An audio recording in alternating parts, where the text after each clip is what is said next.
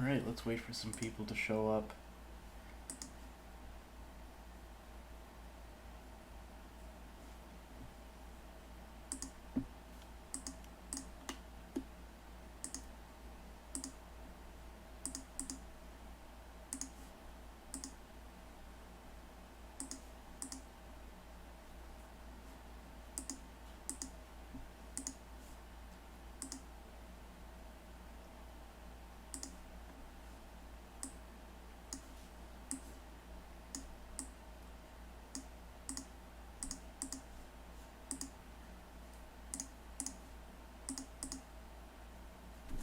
Don't want to get too in-depth right off the bat or anything, just gonna wait for some people to show up and whatnot. But just gonna be addressing general questions, I guess. In the previous stream, I kind of walked through the process as I was producing Wheels of Steel, and a lot of people seem to really appreciate that and pulled a few ideas from that, and we're kind of picking my brain along the way. So I decided, hey, I'm awake, I'm feeling pretty good today, so why not kick up a stream for general music production questions? So if anybody that produces, wants to know something, how something's done, or any way to tackle a certain thing, I figured I'd offer some help, whatever, stuff like that.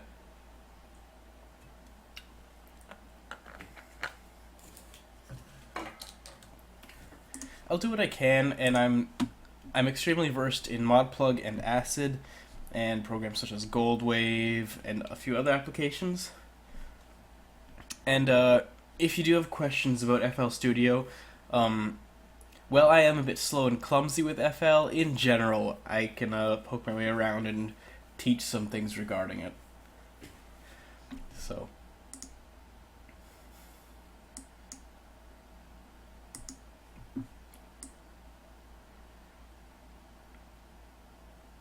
no real goal, just just answering any questions that people might have. Yeah, baseline 2 really is something else, isn't it? It's really close. It's not the real thing, but it's close. It is a piece of work, isn't it? Yeah, I use Modplug Tracker and Acid Pro very, very actively. For vocoding, I use a few different things. First and foremost, if I want a straight up vocoder, quick and easy way to do that, I will load up a vocal track here. Let's just grab... Let me just go into my work folder here.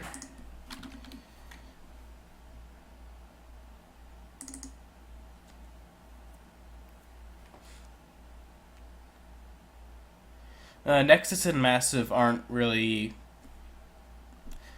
I mean, Nexus is a sample player rather than a VST or a synth, really. And Massive, if you use Massive, it's worth it. I've used Massive, a few times, and, it's alright. But, let me do something here with, vocals.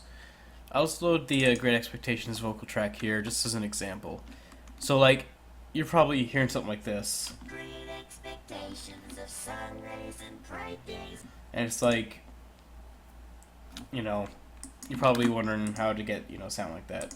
Great expectations. So it's derived from this vocal track, so that's what I'm going to work with. Does anybody know this song's BPM?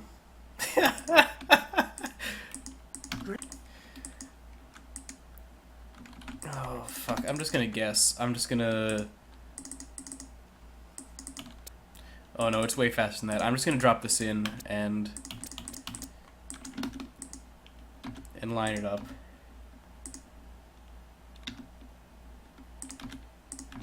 Great expectations. It might be... Great expectations of sun rays and bright days and... It's 240. Anyways, so how to vocode? How do you make the synth voice? Generally, vocoding into simple sounds works really well. So I'll just draw a random wave here. That's really fucking bad. I'm so sorry. Maybe a bit harsher than that to bring out some of the... Okay, so we'll use that one. So, what I'll do is I will draw in, and I'll just punch in the notes I want to use here in ModPlug. So...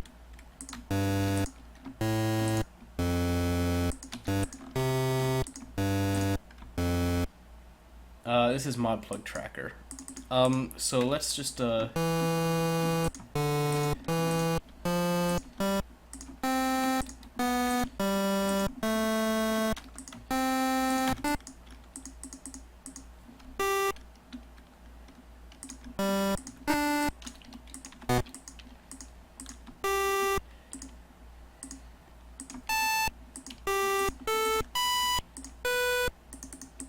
I'm just punching in notes here.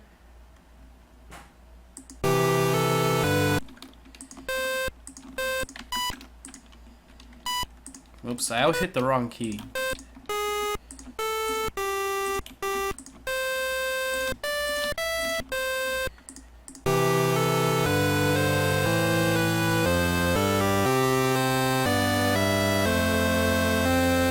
So what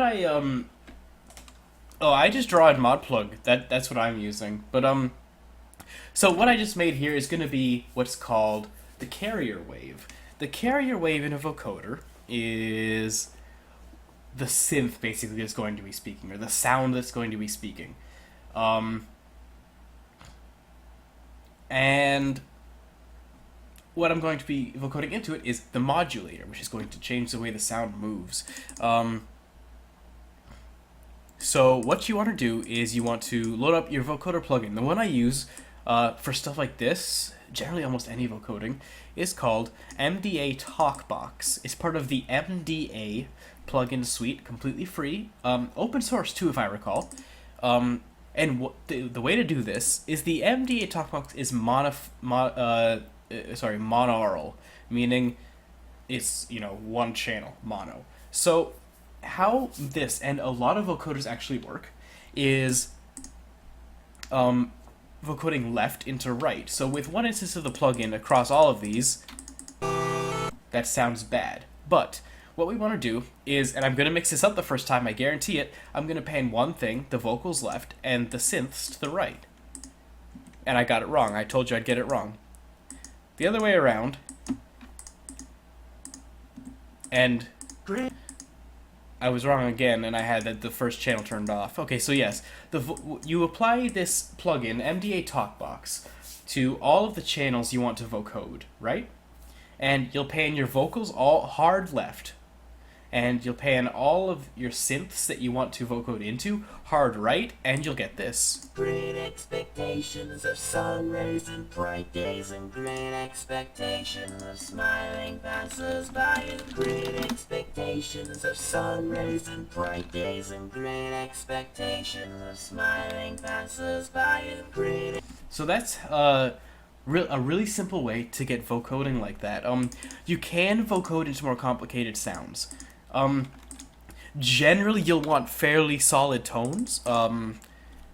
I recommend sometimes using super saws, or like very smooth super saws.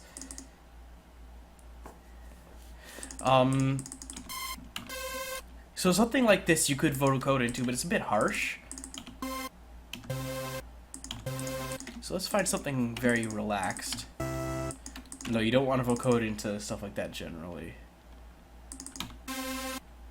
That's okay. So we're gonna loop that. We're going to crossfade the loop.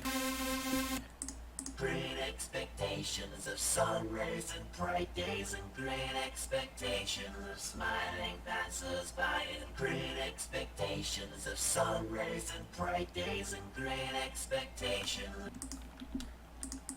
And it's as simple as that. Oh, okay.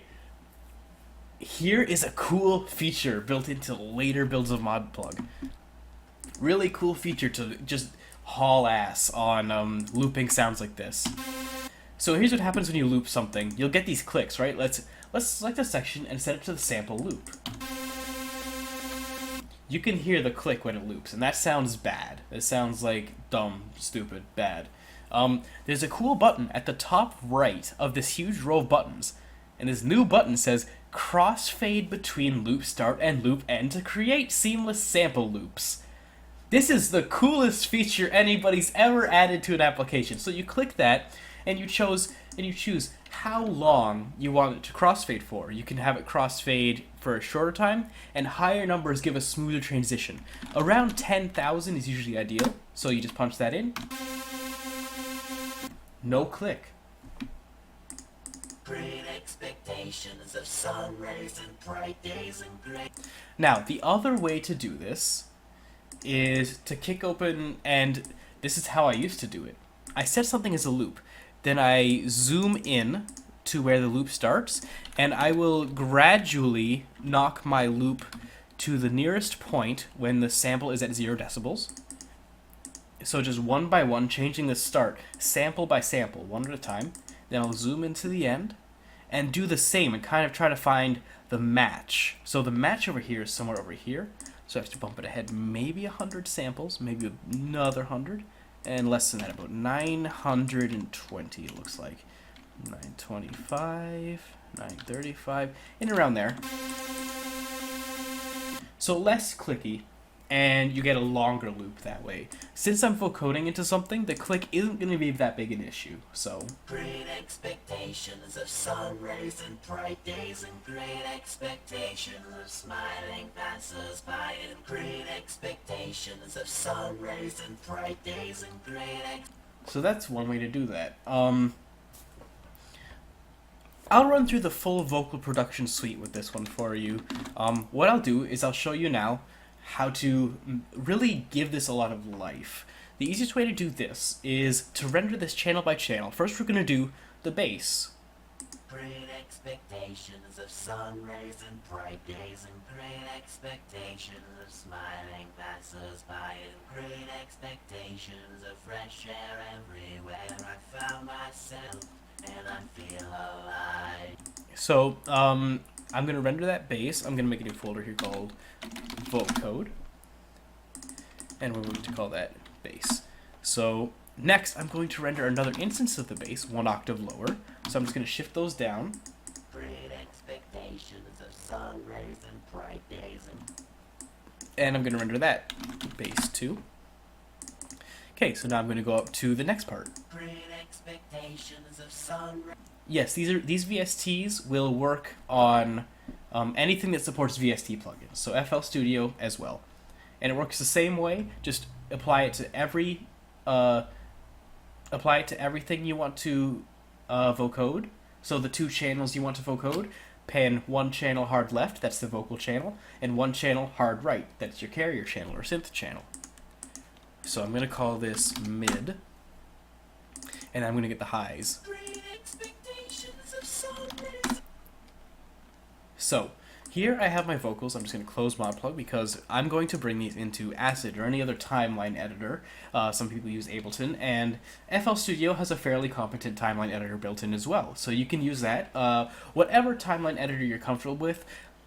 I can safely say that I don't recommend full production in ModPlug if you have to do more in-depth things like this. So, you know, have a timeline editor, get used to a timeline editor. It's something I would recommend. Not something I would say is essential. I have produced a lot of music straight out from ModPlug to the final. A lot of the stuff in Ergosphere is ModPlug to final, boom, never touched anything else. But that's because it didn't need anything else. So you can, so what I'm going to do now that I have the vocoder line at 120/240 is I'm going to bring in all of the parts into my timeline editor, which in my case is Acid Pro. So I'm going to bring all these in, and it's going to sound like it did in ModPlug right now. Great expectations of sun rays and bright days. But the reason I brought this in here is to bring this to life. What we're going to do is we're going to bring up the lows on the lowest end there. So this is going to start sounding really deep. Great expectations of sun rays and bright days and great expectations. And that's going to be in our center channel. That's going to be the main body there. Great expectations of sun rays and bright days and great expectations. Next, on the higher bass, this one, we're going to want to do some stereo widening of some kind. MDA Stereo is a plugin that does it, but it does it in a very different way than the plugin I'm about to use. I'm about to use a plugin called Avox Duo. It's part of the Antera's vocal suite. This duplicates the performance realistically in a way that doesn't sound like it's cheaply split. You can change the timing and pitch variation to give it the quality of essentially a second vocal take. To widen, if you have a lot of center pan stuff, you'll want to widen that out and really get it out there. And yeah, Antera's brought us Auto-Tune, and it's still one of the most incredible technologies when it comes to vocal performance editing. So what we're going to do is we're going to widen this, and it's going to sound, I believe this is broadcast in stereo, or so I hope. So you'll be able to hear this a lot wider and a lot more vividly now. Or it's not going to work, because I'm not using my ASIO plugins. But it's okay, we'll just use MDA Stereo for now. So, this has two modes, comb and Haas. I don't know what the hell either of them mean. Comb does this. Haas does this. I like the way Haas sounds better. I don't know what either of them actually do, though. I just know they widen it, and it sounds nice. You can change the delay on the way it's separated, so you can give it you can make it sound even wider. Oh, and yeah, I'm sorry. It's a very quiet project file right here. Yeah, I think Haas does come out of the right ear a bit more, or rather it's later in the right ear. So we're going to kick up the delay to really widen it out. Great expectations of sun rays and bright days. God, that is quiet. Great expectations of sun rays and bright days and great expectations of smiling. So that's nice and wide on top of the other bass we have, which is now very low and in the middle. So now we have a lot of room to work with here. Great expectations of sun rays and bright days and great expectations. And too quiet's always better than too loud. Dynamics are important. So we've got the center there, playing the deep frequencies. We've got the same thing an octave up, stereo widened, and now we have the mids and highs. Great expectations of sun rays and bright days and great expectations of smiling passers-by and great. It was 10 higher earlier. So what we're going to do for this is we're going to widen this a little bit so we can see the panning. We're going to pan one left about 30% and the other one right 30%. Great expectations of sun rays. So we're a little bit wider there, and now we're going to add some reverb to them because everything needs reverb. So we want something roomy, something kind of anthemic for this, I guess, but we'll play around. Great expectations of sun rays and bright days and great expectations of smiling passers-by and great expectations of fresh air everywhere. So lots of body in that reverb.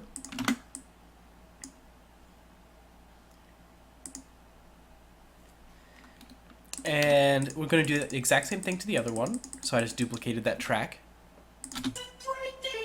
So now at the same time, Of sun rays and bright days and great the plugin I'm using is called Classic Reverb. It's part of another free suite called the Classic Plugin Suite. It comes with Classic Auto Filter, Chorus, Compressor, Delay, EQ, Flanger, Master Limiter, Phaser, and Reverb, all of which are excellent, highly recommended free suite of plugins. So what can we do with this now? What we can do is play them all together, and the issue, like I said, coming out of Modplug or most vocoders is that you're dealing with mono. You're dealing with a very kind of dead sound, as it were. So now that we've got all of this panned out, rendered out, and affected in different ways in a timeline editor, we have what would be the final vocal production. Almost. Great expectations of sun rays and bright days, and great expectations of smiling passers-by, and great expectations of fresh air everywhere. I found myself, and I feel alive. So now that we have that, we're going to hop into the master chain, which is like, this is the big stuff. This affects everything in your project file. It's a little harsh, and we're going to deal with that, actually.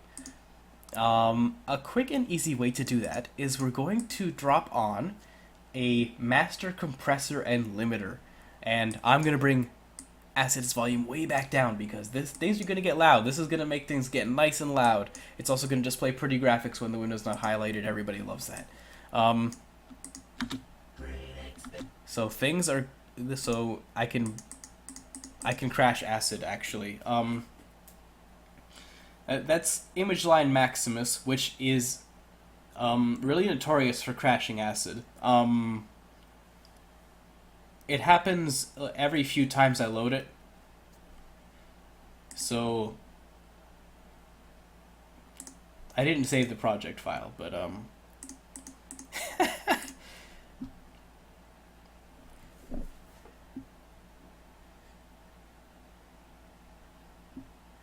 but whatever. We'll just load. It auto saved something, right? It auto saved what mattered. So we'll actually save this now. All right. So we're gonna load up Maximus. Let's try this again. Great expectations of sun rays and bright days. All right. What we're gonna do is we're gonna play around with the bands a little bit. This is gonna be our way to help reduce the harshness. So what we're going to do is we're going to bring our low limits way over here. And this seems weird. You wouldn't ordinarily do this when working with a master. But since we're dealing with some harshness in the vocals, we'll want to bring the harsh sounds. This band here, 1000 to 2000 hertz, or kilohertz rather. Or sorry, 1000 to 2000 hertz, or 1 to 2 kilohertz, is your danger zone for the most part. In here, you're going to get a lot of frequencies, kind of edging up into the 3000 range, that don't exactly sound pleasant. You're going to get a lot of frequencies around there that come across very harshly. So we're going to bring those down. We're going to bring our highs up a bit to crisp it, and we're going to bring the lows up a bit too. Now what we're going to do is we're going to go over to the master and drive everything through the roof. Great expectations of sun rays and bright days. More. Great expectations. Is that before or after? Oh, there we go. Great expectations of sun rays and bright days, and great expectations of smiling. Great expectations of sun rays and bright days, and great expectations of sun rays and bright days, and great expectations of smiling passers-by. And we're going to increase the volume on each of these. Your vocal takes will probably be louder. I rendered these out very quietly, so...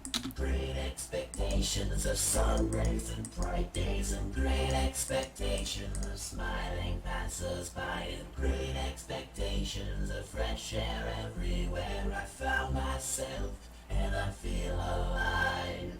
Great expectations. So let's compare that to what we had before. Here's before. Great expectations of sun rays. A lot of harsher, louder tones coming through, and after. Great expectations of sun rays. This is actually a new vocoder take I actually wrote just for demonstration purposes.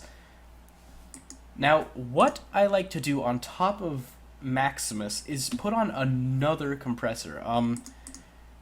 So in some vocal tracks, I will have a line of 4 compressors doing different things. The first to catch the initial bursts of like sounds, the next to round things out, the next to round out the low end, the next to round out the high end, whatever you need to do to get your vocals coming across as clearly as possible.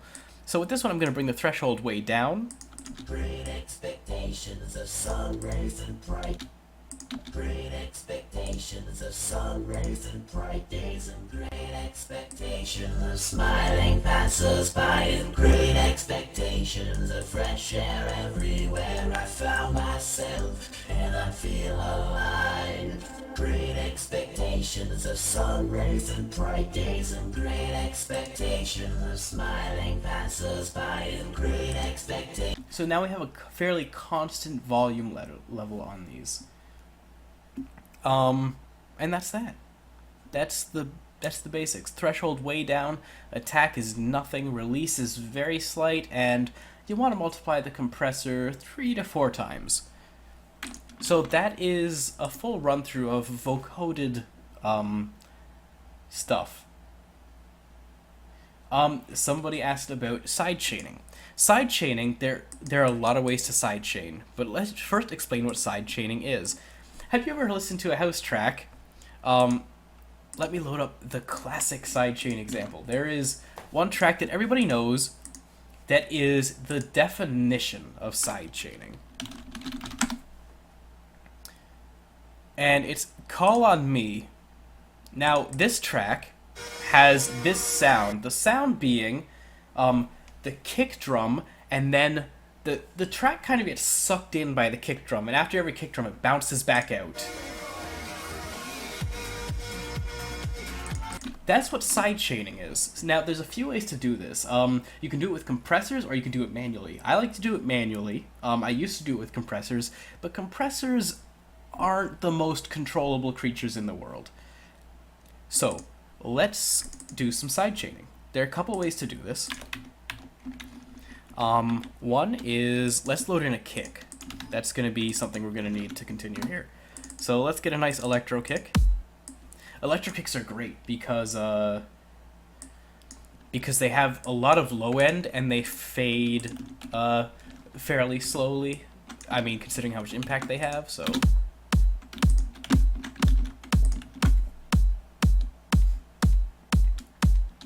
Okay, so here's a kick, right? And the samples I'm using here are part of the VEC pack from Vengeance Sound.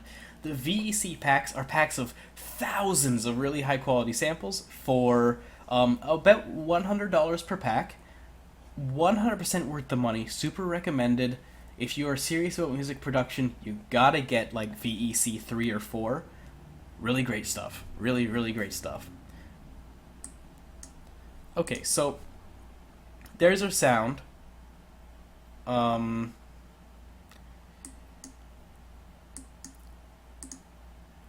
VEC 4 is out and it's fucking incredible. It blows my mind. There's guitar samples and this electro kick is just. I've been using that kick on everything. Comes with some great snares too. So let's load up a thing. Let's load up strings, okay?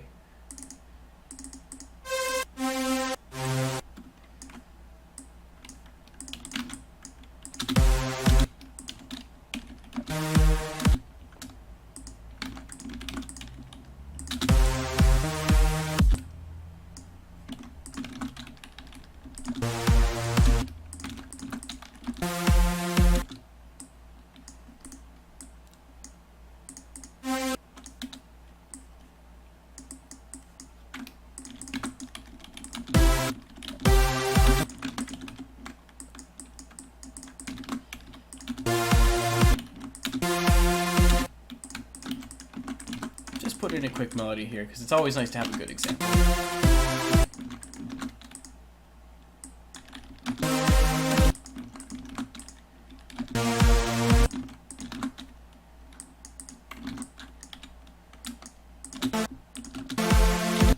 So here is here's our strings and kick.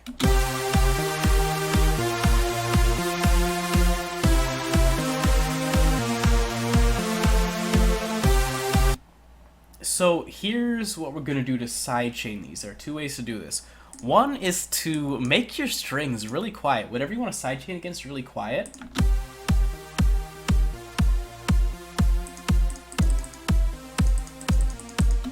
And then you want to throw a really nasty ass compressor on the master, or whatever's controlling those two. You can route them both to a single effect line. I'm just going to put it on the master.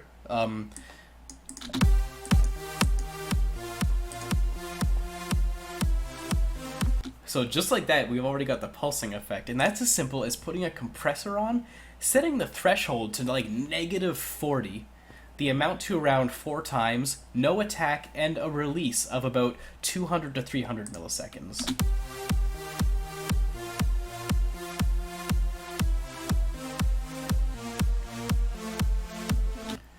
Now, the problem is, yeah, the kick is compressed by that too, which is okay. Here we have a very snappy kick, so that doesn't sound too bad, you know?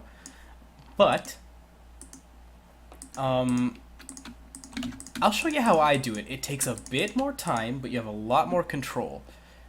So what I do, and this is really easy to do in Acid, like I said, it just takes time. You zoom in, and you get ready to draw a lot of curves. So you draw these curves every time the kick happens, like this. On the samples, you want to sidechain. Like I said, it takes time, but this way you're assured that you get the exact same effect every time the sidechain happens.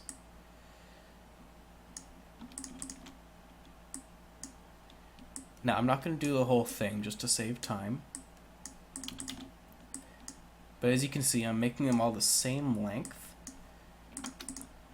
Now, it's a bit weak right now. But you can hear we still have that, we still have the kick going on, and nothing's compressed now, so we aren't losing any dynamics, which is really great. And the good thing about Acid is once you have all of these done, you can select everything, right-click, and change the fade-in type to be really steep, so you get a very hard compression sound.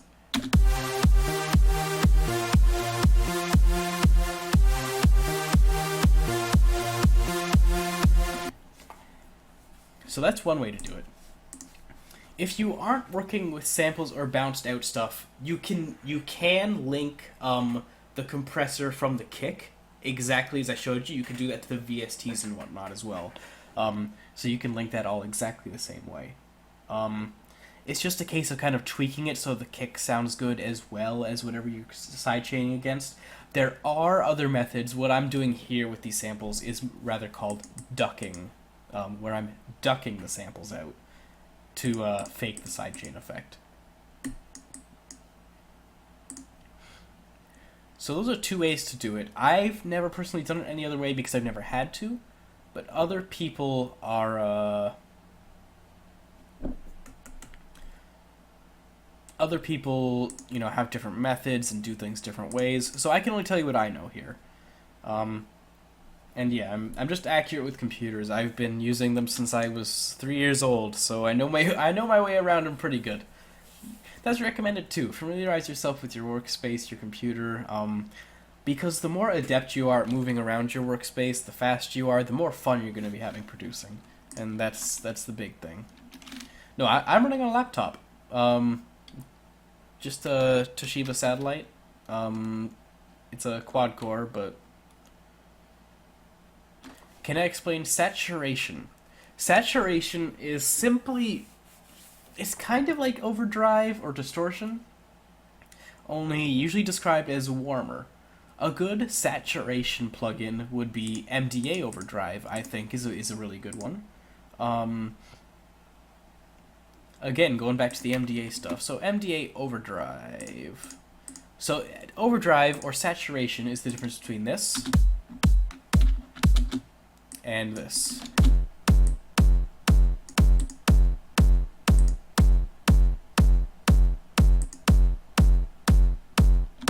So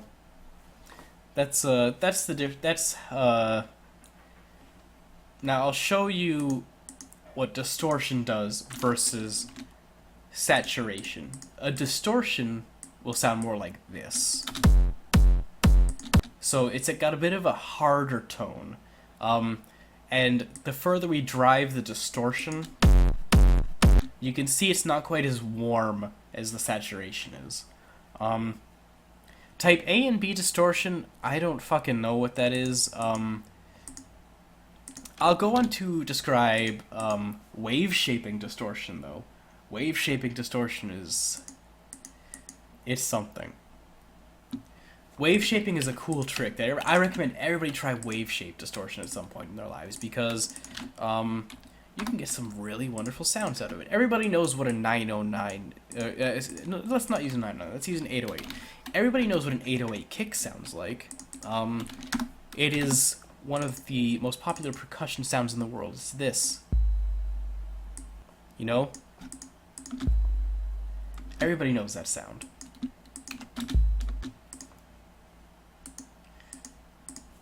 Now, you can get some really nasty sounds out of it by distorting it normally, like this.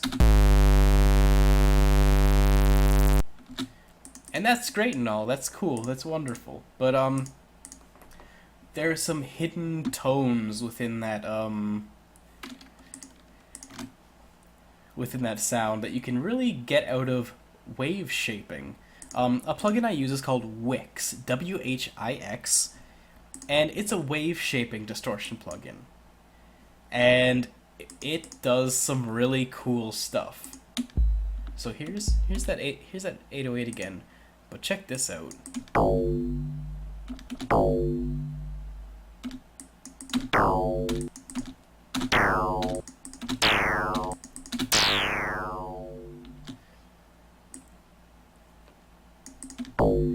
Wave shaping is really cool, and it plays really, really awesomely with, yeah, you can kind of get FM tones out of it. And I'll show you what you can do with stuff like this. Let's just get some snares in there too. Just for the sake of demonstration.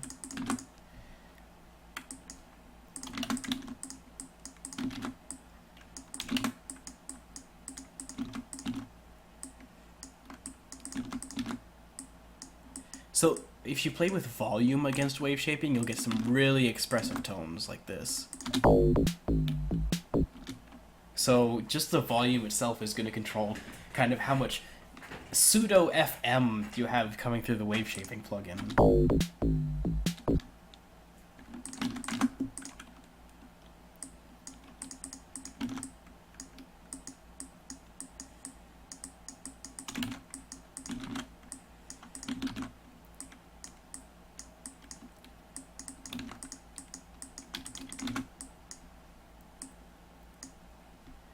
Yeah, I used this in Big Biscotti Bucks, and I used this in Believe in Butt, and you know, anytime I've done this, and You Got Curves, She Got Curves also uses this.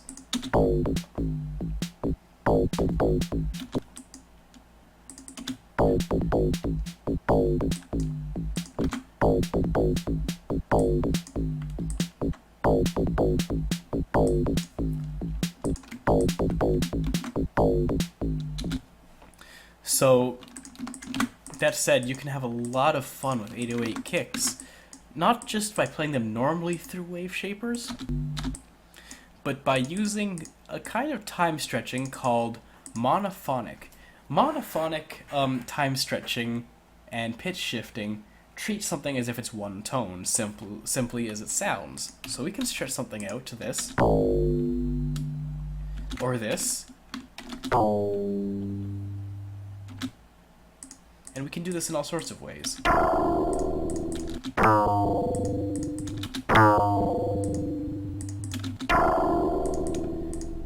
You can get all sorts of really weird sounds by doing this. Now, in particular, we can really crank up the gain on this thing. And then, if we knock out the high end, like, entirely, you know, whatever, you know, add some reverb, you can actually get some very nice tones out of this kind of stuff.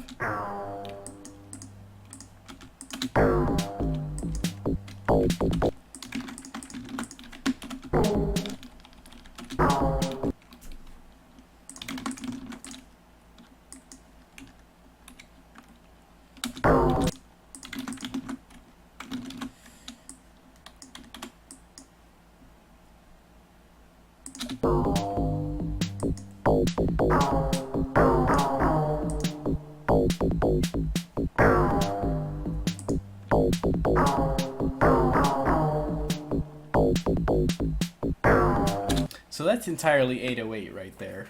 Just run through wave shaping and reverb. You know, you can get a lot of cool sounds out of it. So play around with distortion plugins and such, because you'd be surprised what you can get out of them. Even if I were to run that thing, that lead, through a regular distortion plugin, I would get all sorts of cool sounds. Let's try it.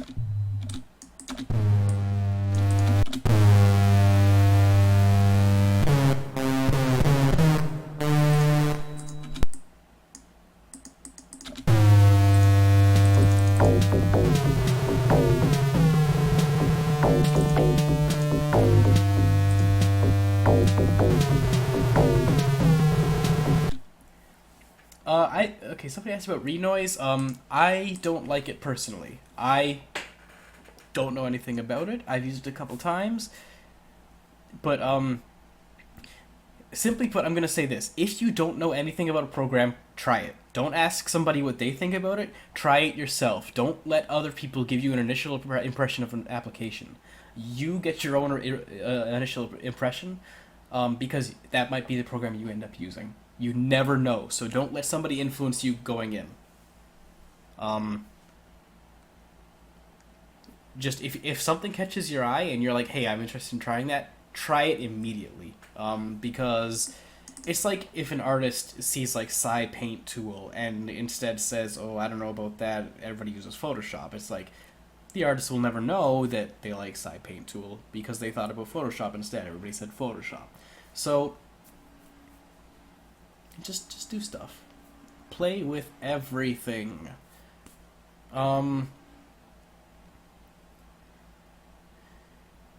Melodies, I can't give you any advice on melodies. All of my melodic influence is derived from the stuff I've listened to, so hardcore and gabber kicks. I had a feeling somebody would ask this, and I'm gonna say samples. I don't make my own kicks. A lot of hardcore producers kind of pride themselves on making their own kicks, but that's not something I particularly get a lot of fun out of. I greatly prefer playing with synths and other like breakbeats, for example. So like if I need a kick, I'm gonna go into VEC and I'm gonna go get a distorted something, and that's gonna be my fucking kick. Like I am so not picky about using hardcore kicks, but like here's something fun. Let's say that's my kick, right? I kind of like what's going on over here in it, so let's go French on this. Going French is it's just like, let's do a French core thing. So you take a part of it and loop it. You can do 2 sections if you want kind of a grungier sound.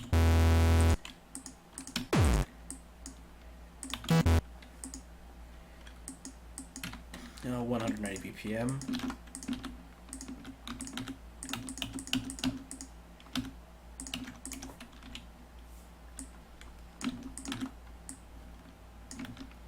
And there we go. Like, so there is my kick.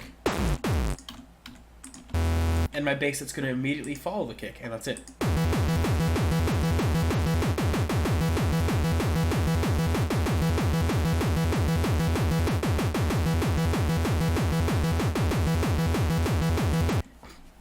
And that's a really quick way to make a kind of melodic kick and bass lead for if you're doing anything like really hardcore. And this is especially prevalent in Frenchcore stuff, that kind of grungy tone after the initial kick. And you can drop in any kick pretty much after you've got that in there. Not that, the less sucks.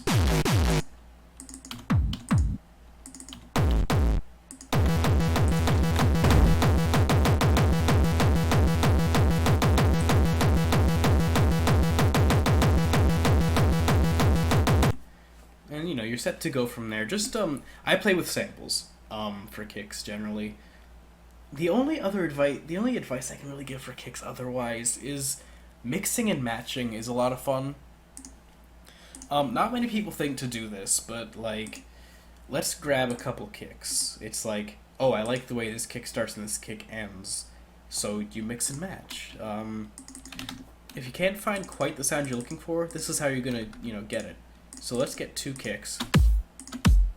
So we got two completely different kicks here.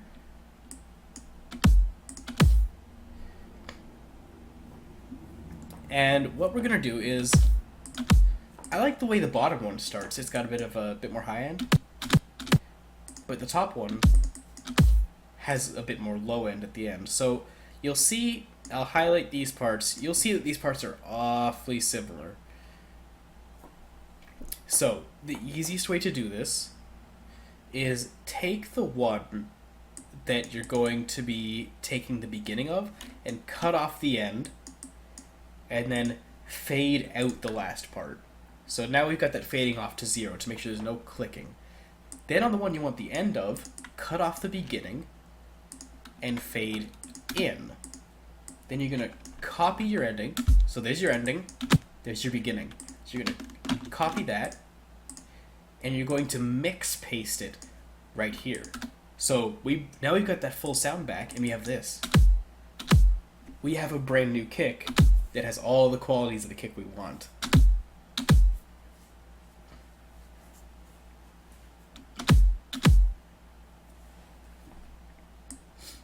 So that's a good way to mix and match kicks. Like if there's that aftertouch you want, but that initial kick that you just can't, that initial snap or pop that just isn't in the kick you're using otherwise.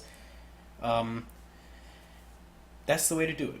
And I'm using Gold Wave yet to edit audio here.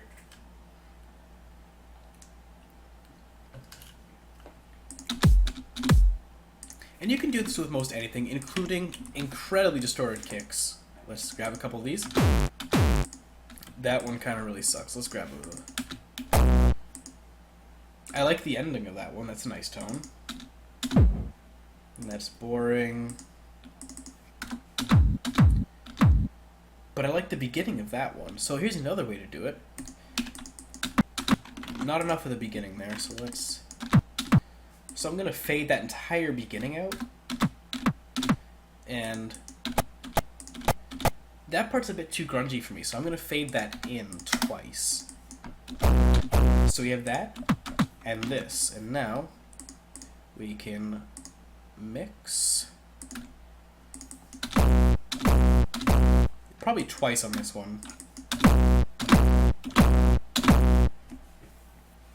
So that's how you do that.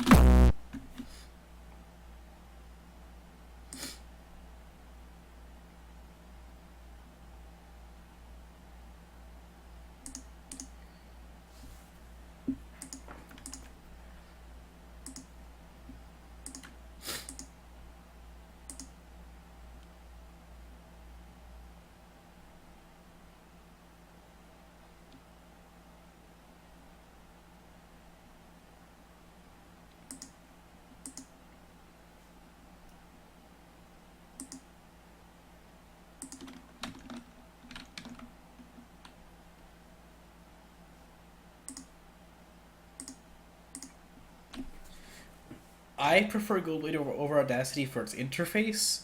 I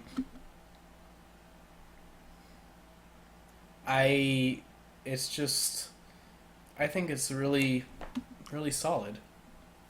It's stable. It looks nice. It has all the features I need, and I've done end mastering through Gold Wave. Doing a little bit of EQing and stuff like that on the way out, but. CPU asks about synths. What kind of synths are we talking here? Like, what kind of synths are you looking to create?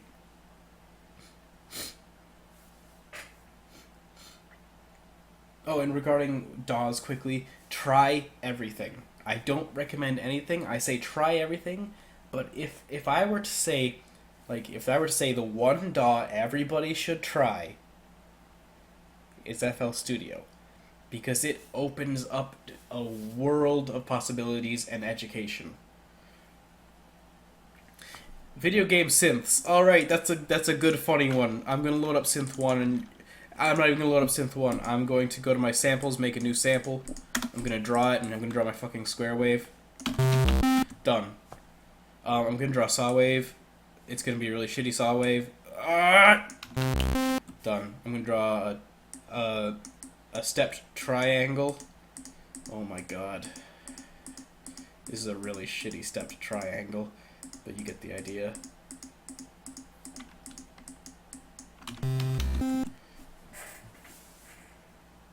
That's as good as my stepped triangle's getting.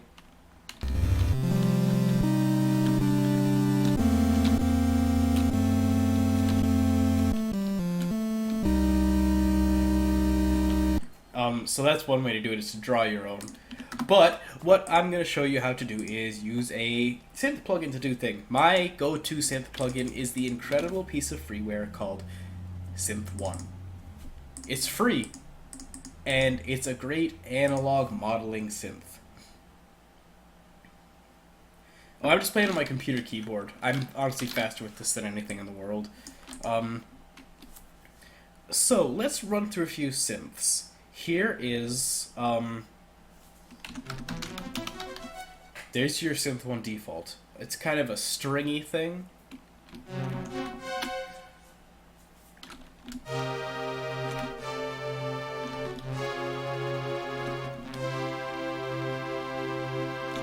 Kind of a retro kind of synth thing. That's the default.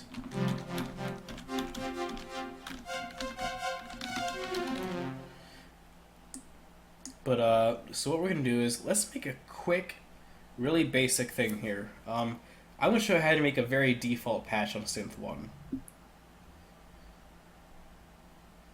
Well, that's kind of the Synth 1 101. There's a lot of hidden features on the right that you can do crazy sounds with.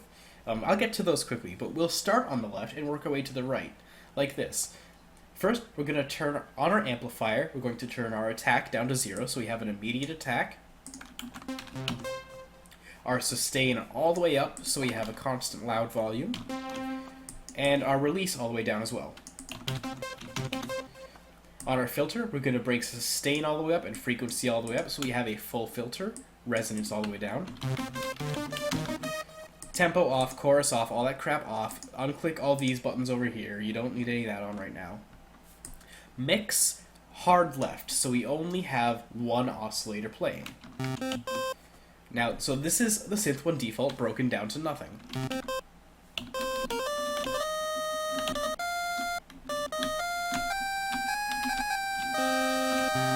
Basic square wave. Very basic square wave. I think the first thing we're going to explore is the saw wave, because the saw wave is going to be people's go-to make a big synth sound. The square wave generally isn't that for most people, but you can do cool things with the square wave too. So in our first oscillator at the top left, we have 4 oscillators. We have sine, triangle, square, which of course you can pulse width modulate, and saw.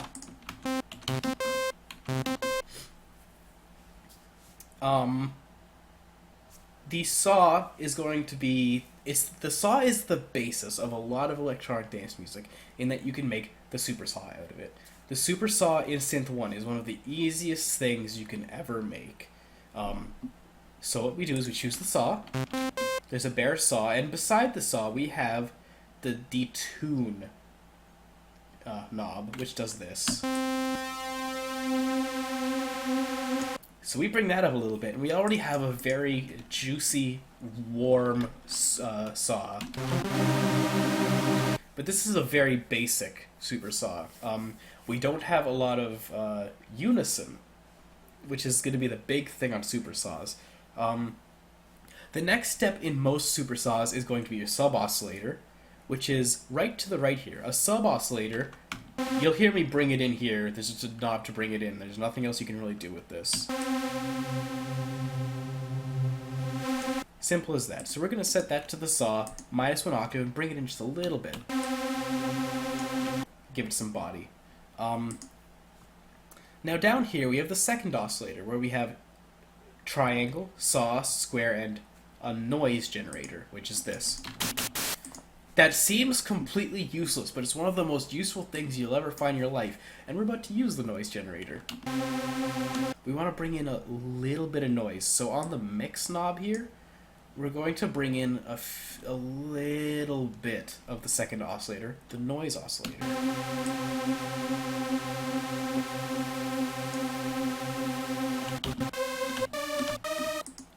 So there we've got some high-end swish kind of whooshing going on.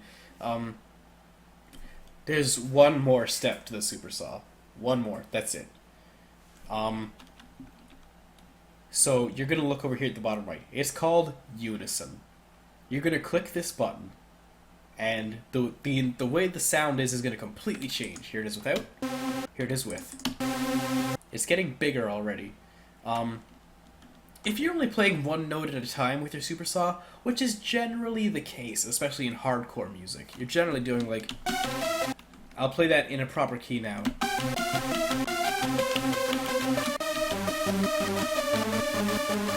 Whatever, you know, just mashing my keyboard, who cares? So you're generally playing one note at a time.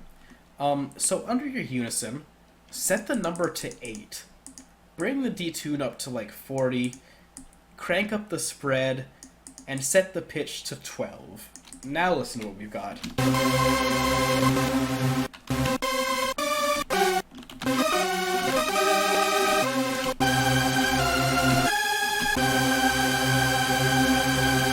So now we have this enormous fucking super saw that we can do whatever we want to. We can set it to monophonic, give it some portamento.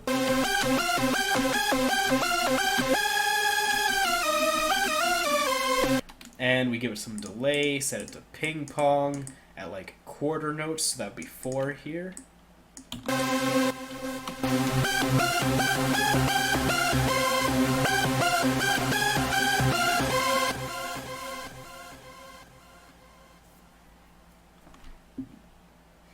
Yeah, there's a mix thing over here. You can set it to only 1, or you can set it all the way to the other. But you don't want that. You don't want all the way to the other. You want like a 90 to 10 mix of oscillator 1 to 2.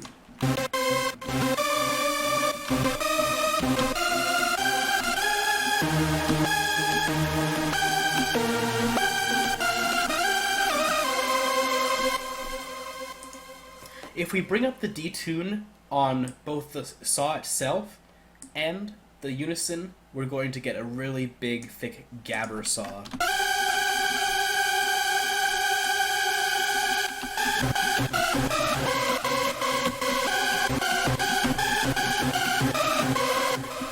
So if you want to make super saws, they're very, very simple, and they're the basis of a lot of dance music.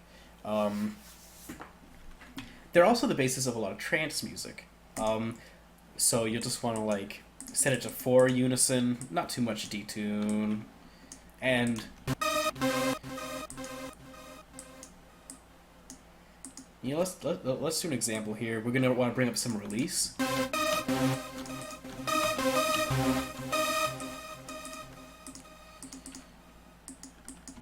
Let's make a trance lead.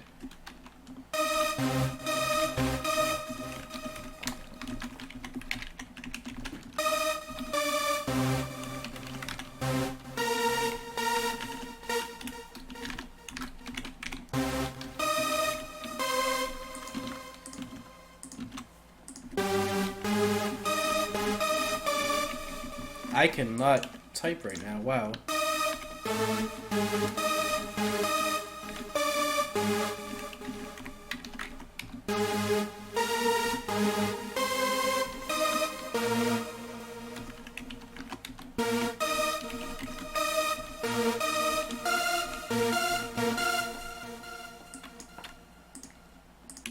Drop in some cutoffs. This is the really boring part. I should do it in the next channel, because then I can just paste mix it. Here's a cool thing. say you need to repeat a lot of shit, right? So I'm gonna have this happening over and over and over and over again. Modplug has this thing where you can cut it out, right click, paste special, mix paste, or shift control V. Done.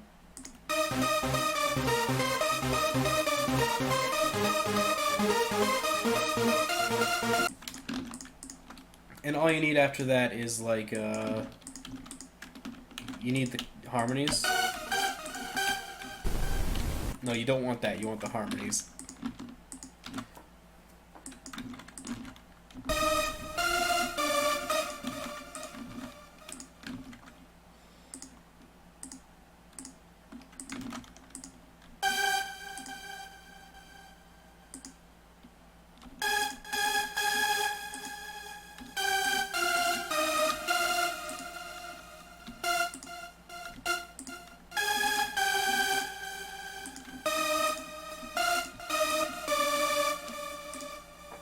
So then you just, yeah, that should work.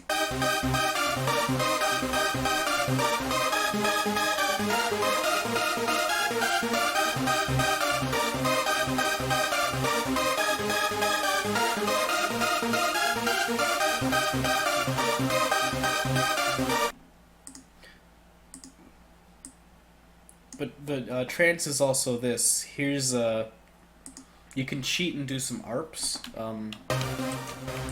We're gonna work back down right to the simplest part of this, and we're gonna make some trance ARPs. Let's make some ARPs.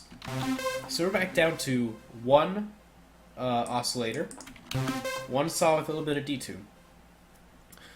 There's a thing down here called the arpeggiator.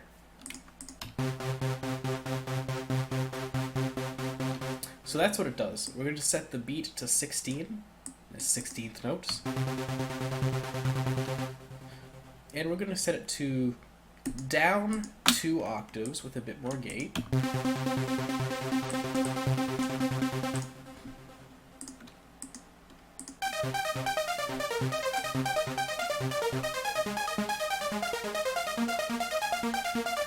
So that's using the exact same thing I already programmed. So now, it's a case of playing with the filter. I'm not going to bother programming in the macros because it's a bit of a hassle, but... Oh, fuck it, I'll program in the macros.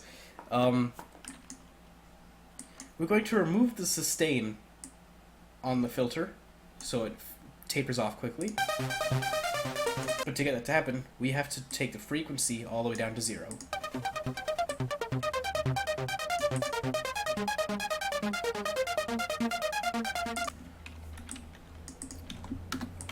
So we're getting some ARPs going on here now. Some nice juicy ARPs. And what I'm going to do now is a cool thing where you go Info, Macros, and you choose one of the SF commands. So I'm going to choose one of these and click on Amount. And parameter 21 can now be controlled with macro 1. So it's at 64 right now. I'm going to set it to 0. So right now we're hearing nothing. But over here in channel 3, if I set SF1, that means it's going to start controlling that. So I hit /01. And I don't actually know what that's going to do to it. Okay. I'm going to hit /01 at the bottom. I mean, top rather. And at the bottom, I'm going to hit /64. That's the lowest and highest amounts. I'm going to select from those, and I'm going to choose Interpolate Effect. And it's not going to do anything, I guess, because it doesn't want to. Maybe it wants me to do it on an instrument channel. Let me find out. It definitely does. Okay, in synth 1's case, it's going to be 32 to 64. 32 being 0, because it goes from negative to positive. So let's do that.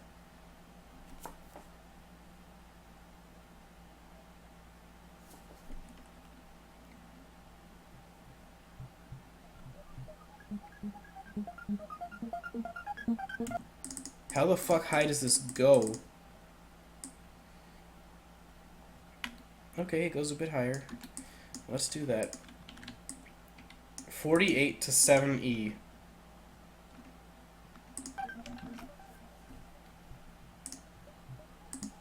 So that's controlling the amount now here.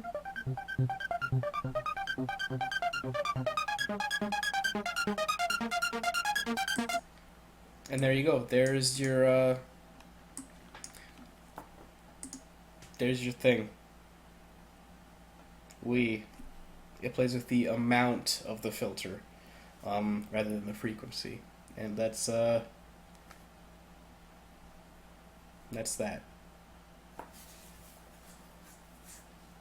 And you can do all sorts of fun stuff with these ARPs. You can get really cheeky with ARPs.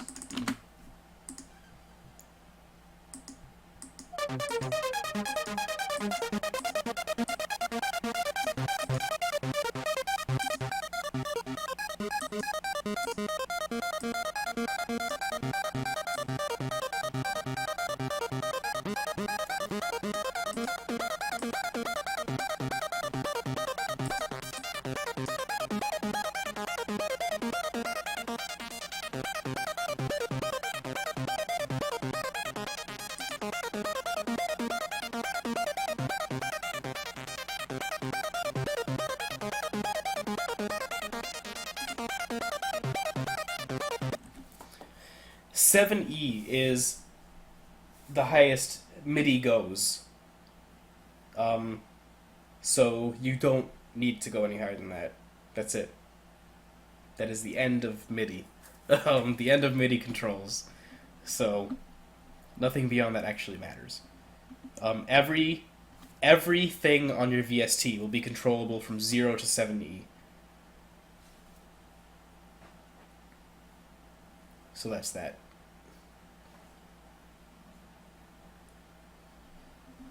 The stuff higher than 7E are fixed macros for other things. I've never really bothered messing with that stuff.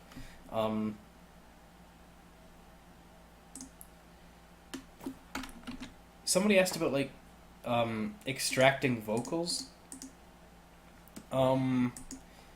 There's no secret. There is no, like, wacky secret to extracting vocals. But there are two secrets to extracting vocals, actually. There are two.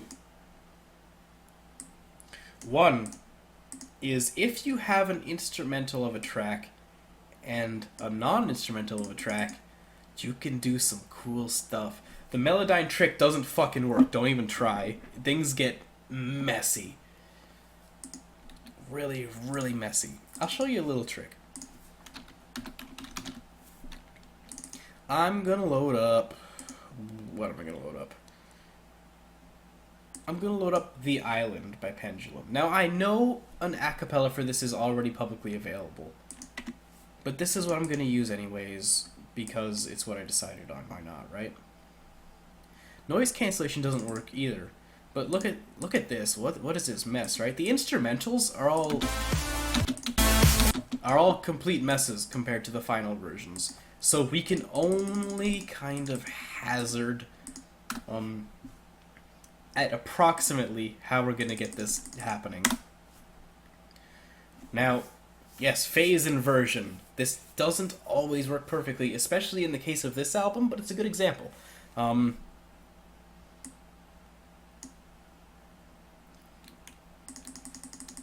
So we're going to try to get these looking kind of alike, but you aren't going to be able to do this most of the time. This is not a foolproof method. But you're going to go in and look at the first hit. Okay, we're talking this has to be sample accurate. You have to find the exact same thing in both files. In this case, it's right here. Boom. Like, that is one sample of music. So that is the exact same part of both audio files. So I'm going to trim to that just to make sure that's what I have. I'm going to invert one. Invert just means flip the audio upside down. So it's just inverting. And what happens when you take something that's upside down and put it on top of something that's right way up? It cancels it out. It's -5 plus 5. Right? So we're going to paste it on top. And it's not guaranteed, but it's always worth a try, right? But look how quiet this just got.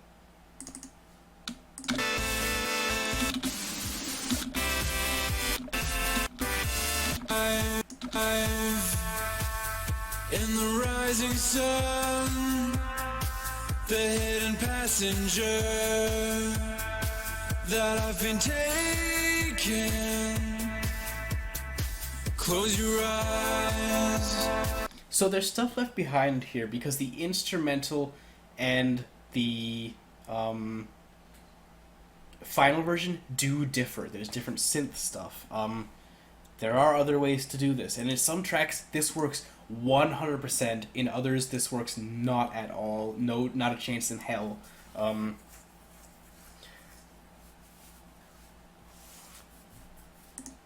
But there are other ways to get a hold of... No, I didn't do that on Creep. I'll show you what I did on Creep. I opened Audacity.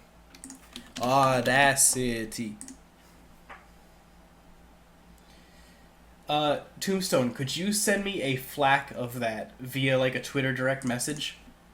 I would like a FLAC.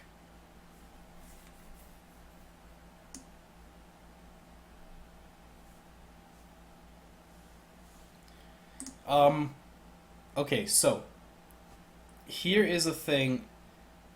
Well, I need a FLAC because I'll be working on it, so I need archival quality. Anyways, so here's how I did Creep. I went into my samples folder.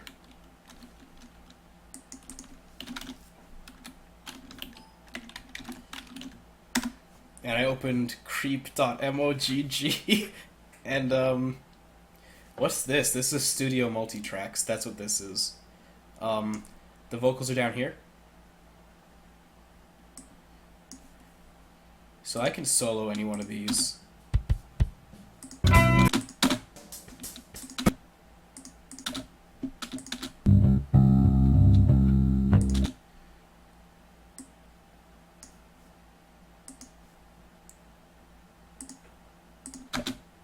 When you were here before, couldn't look you in the eye. So everything's right there for me to just like pick out what I need.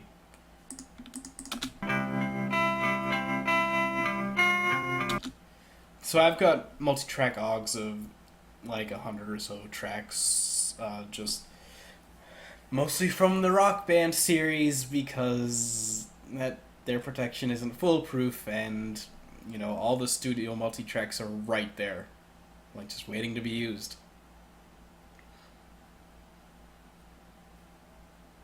So that's a good way to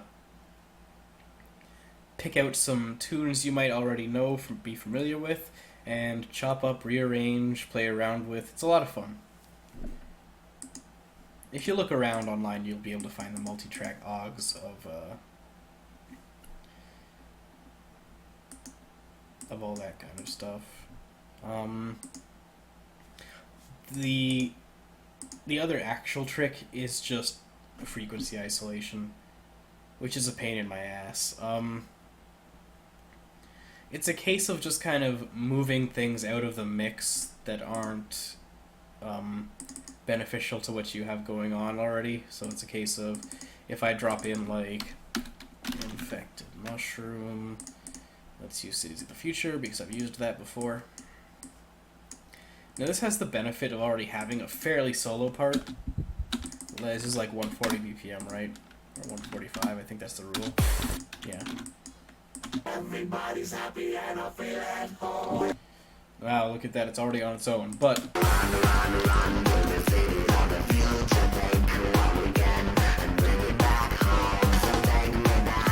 so we've got this going on here, but let's say I want to use the vocals. I'm going to open up my EQ, knock out all the lows, knock out all the highs, and play around in the middle.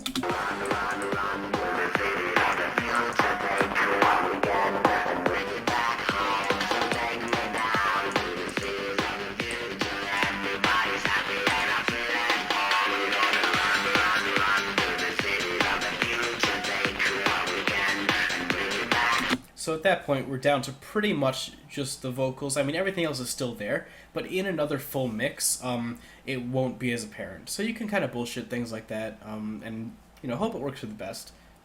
This is generally what I do when I'm doing like really noisy stuff, and I just distort the shit out of it. Yeah, that's it. That's how that works.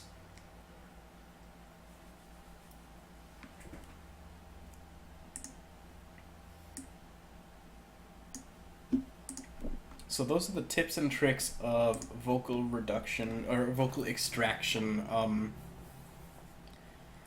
Again, not always possible, but doable. Within reason, doable. It's always usable. Absolutely always. There's never been a case where I've been like, wow, that's actually totally impossible to like use in the final track. I'll either distort it, do some EQ work on it, some noise reduction even, and things usually turn out okay. You just gotta mess with it till it works.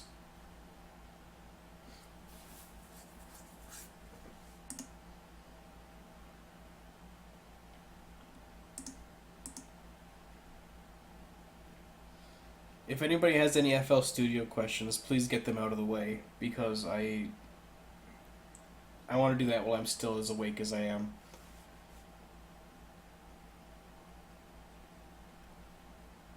Melodies is like all habit. For me. I just have ideas after years and years and years of listening to music and putting music together. Slicing breaks in FL. Dude, I don't fucking know.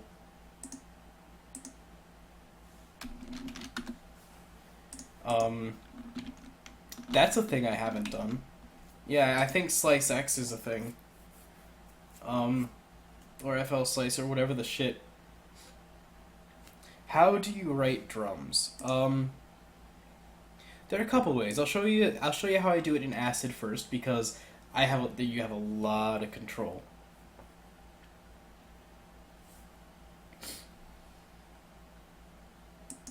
This is a much better question. Writing drums is primarily a case of getting the samples you want. You know, getting the sounds you want.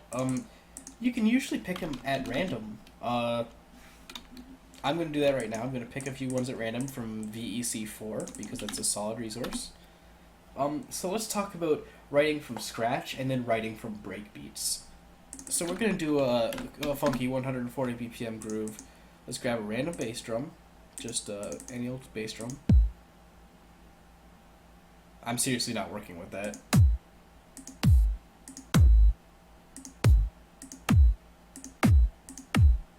Alright, I can deal with that one. So poke around until you find a bass drum that works. I can dig that one. Then we're going to grab a snare. Kicks and snares, right?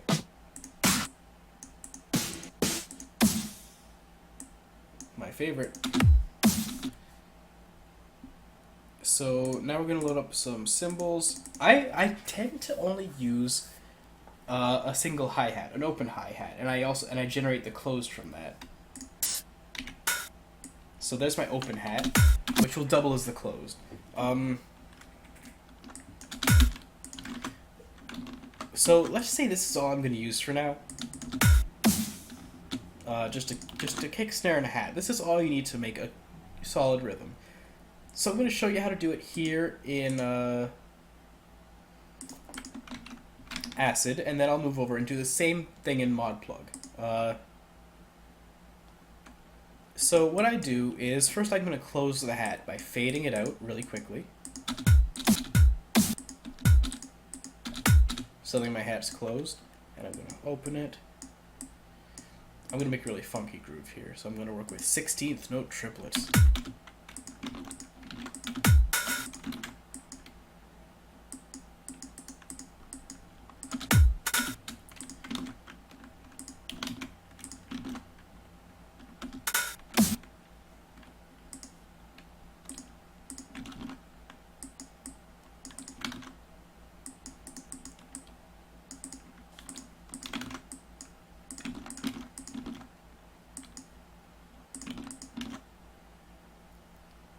So this is all just hi-hat stuff right here.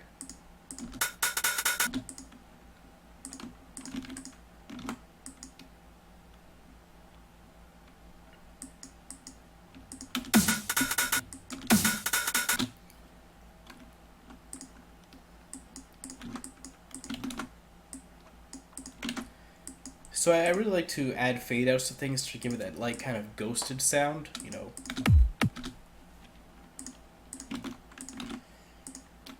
Bring down the snare here a little bit because we got the kick coming back.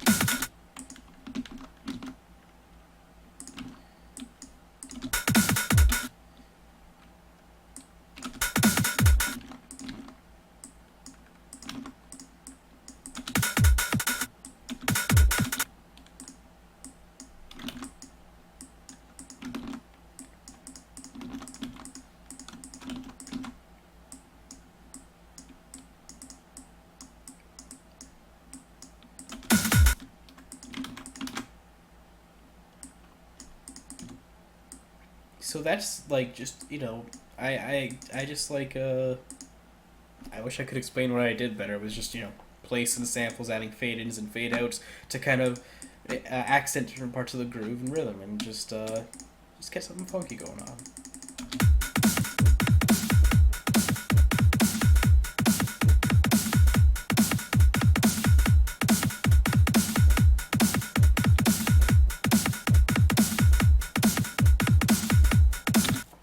So that's how you do it in. That's how I do it in Acid. This is not typically how Acid Pro is supposed to be used. It's a timeline editor. The fade-ins, this.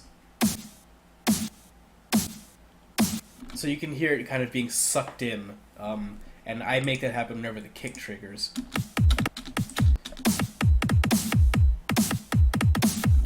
You know, give it that oomph. Pull things back when the kicks happen to add extra power. Now in ModPlug, the problems with piano rolls, they're fucking slow. No, but in ModPlug, it's the same idea, really. I'm going to grab a kick. I'm going to grab a snare. That sucks.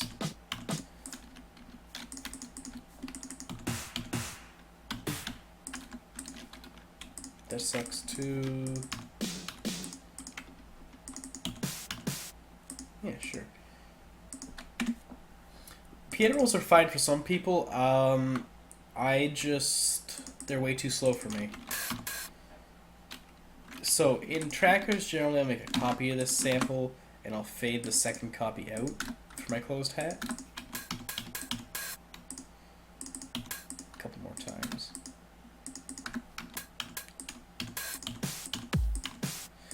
Give this some oomph.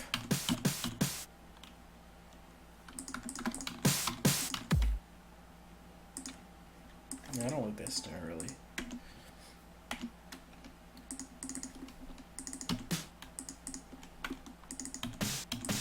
Whatever, I'll go to Old Faithful. That's not Old Faithful. Anyways, so same idea here.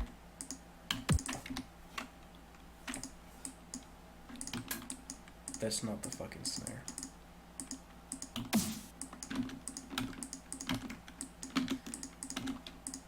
And when the kick hits, I'm going to set it to like volume 24. And then after that, I'm going to use the C command, which is volume slide up, so I can pull it back in.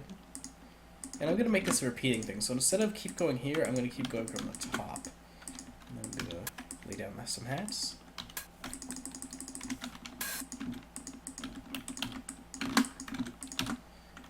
I'm going to add some delays so we can get a bit of shuffle. And I'm going to add that on every offbeat 16th. So like, I'm going to add it on 3, and I'm going to add it on 9, and 1 on the hats. So now I can just copy and paste this, and I'll have my percussion.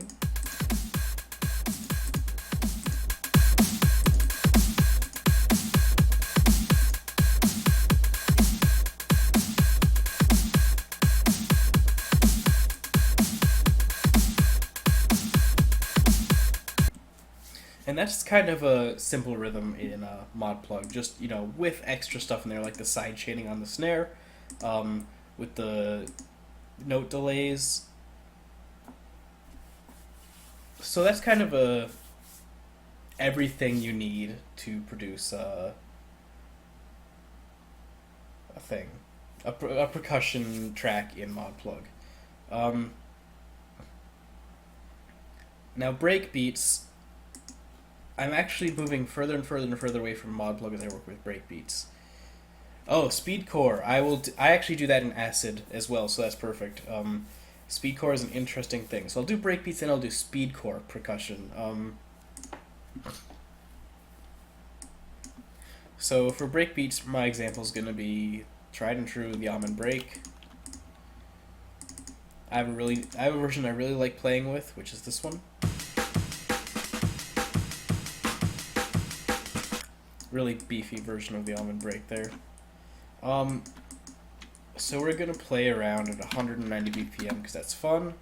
I'm gonna beat map the file, meaning it's going to maintain its tempo when I change its pitch.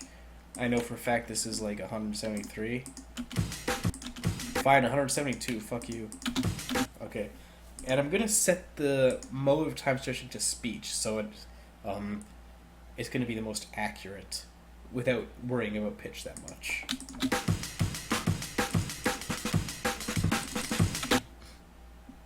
So here I've got my break, and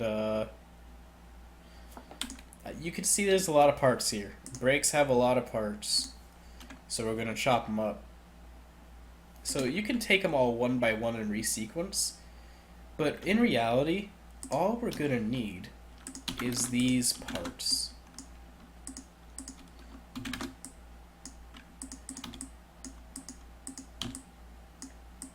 These are the 4 essential parts of the almond break for me. That's it.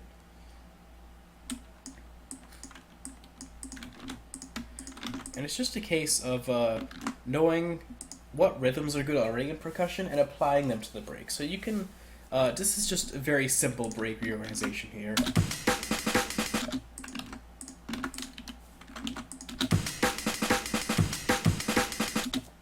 So stuff like that.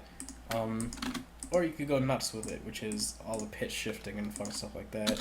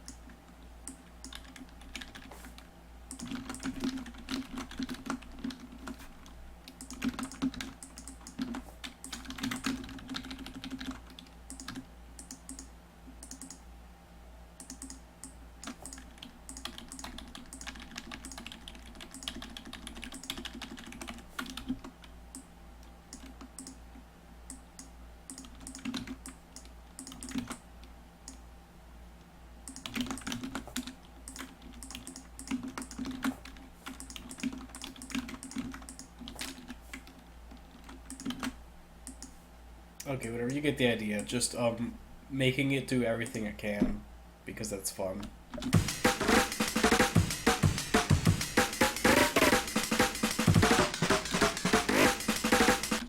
Whatever, just do stupid shit.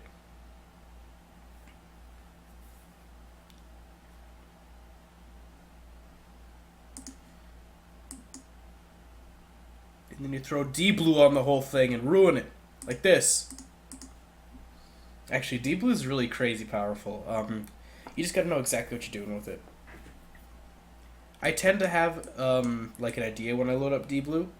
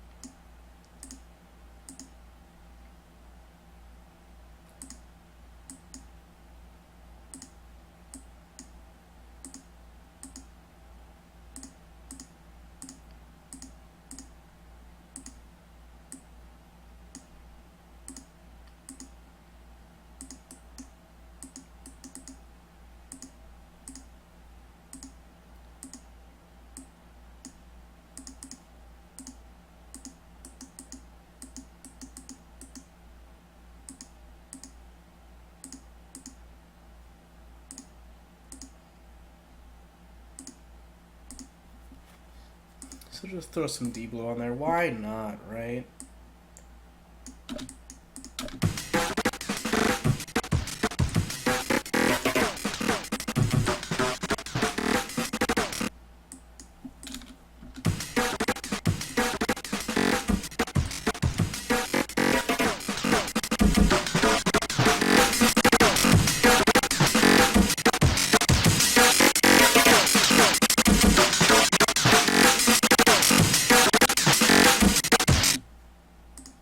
Okay, so that's breakbeats. Just have fun with them and reorganize them.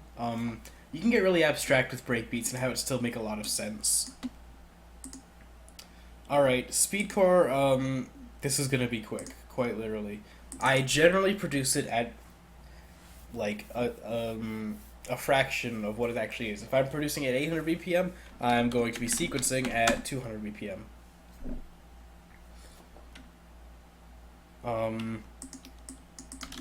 So I'm going to grab a kick that I think will sound good. This is the basics here. You just need a big loud kick. I like just working with a kick that already exists, and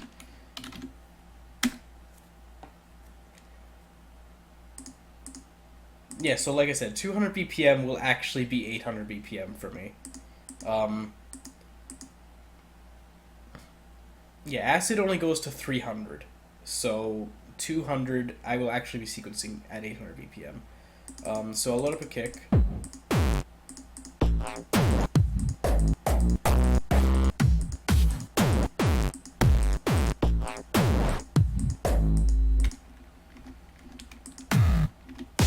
The extra tone is good fun.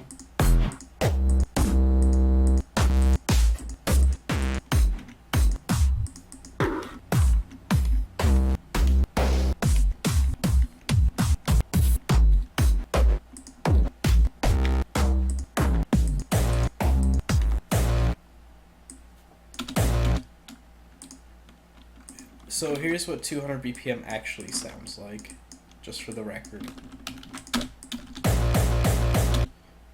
But I'm going to be sequencing as if it were 800, which means 4 times as fast, which is this.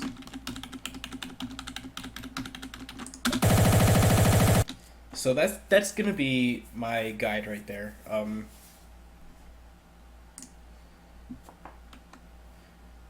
Speedcore is by no means just making a fast kick. If you just put down a fast kick and call it speedcore, you're making poo-poo music. That's not how you make speedcore. Speedcore is about one of two things: either driving audio to absolute extremes at very high BPMs, or going completely batshit insane with your programming. I like going batshit insane with programming and doing absolutely extreme audio. So why not? Let's do all that. So here is. So now every one of these lines here, like, that's 1/16th note. So things get awfully scary sequencing at like 800 BPM here.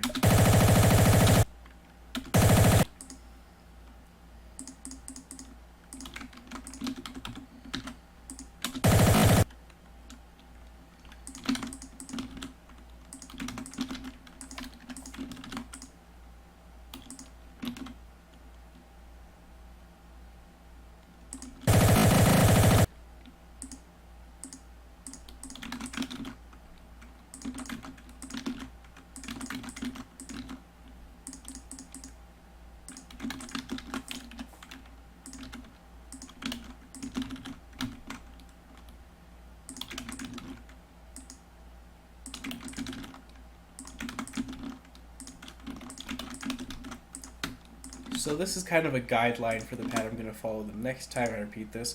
And this is only to like 2 seconds of kicks here.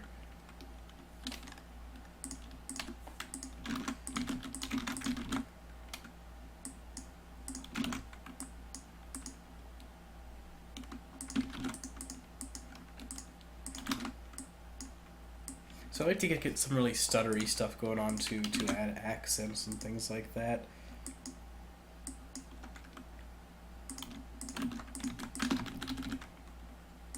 So let's add some 30-second notes as well. So this is going to be really fast. So there we have a few bars of 800 BPM kick drums. So that's how I would do it. People do have different ways. A lot of people don't push, the buzzing the way I like to do. I don't like to let the kick drums linger too much.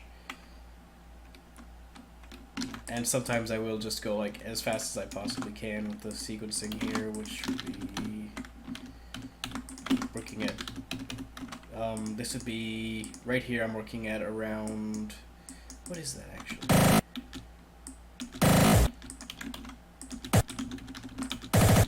Yeah, here I'm going to be working at 1600 BPM, give or take.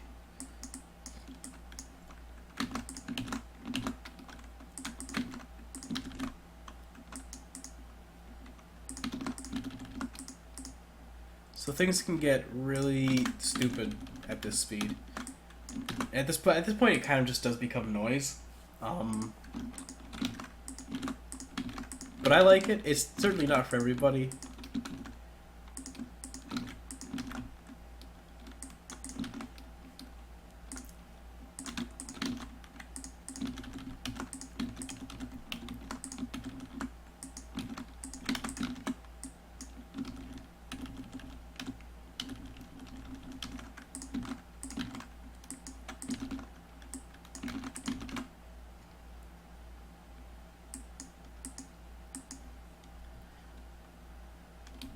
Yeah, I don't take speedcore very seriously at all, aside from don't be an asshole when you make it. Don't be pretentious, and don't just like make a fast kick drum and call that speedcore, because that's no effort. Put some effort into your work. That's all I want out of people, you know? Put a little bit of effort into it. I really like sequencing kick drums. It's a lot of fun.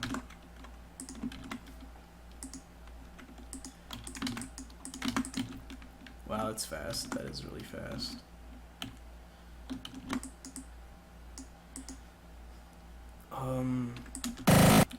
Yeah, it's fast. So this is like 1600 BPM here.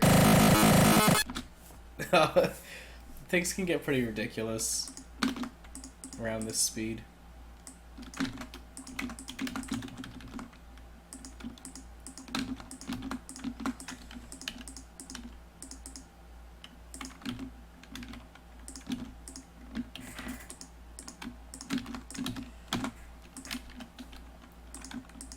Get some fun patterns happening though.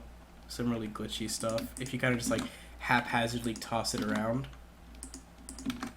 you can get some really weird stuff happening. It's really hard to follow, but at this speed, it's not about following it and it being dance music anymore. It's pretty much glitch music.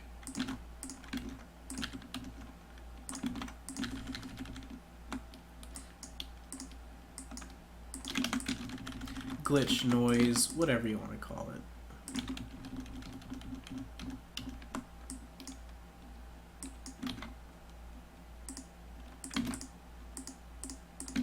Either way, it's a lot of fun to work on. I say everybody should kind of take a stab at least having fun with some speedcore, because it's wicked fun, and it's simple as that. You might not even like speedcore, but it's like, it's fun to play with regardless.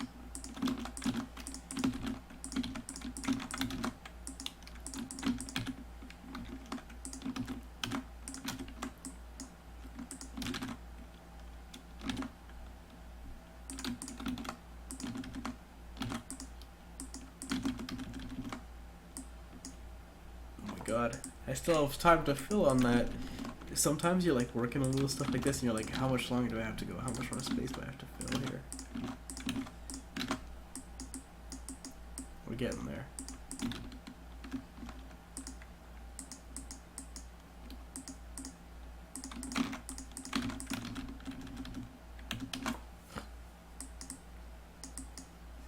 Cool. So yeah, there is not even 5 seconds of speed core and extra tone for you.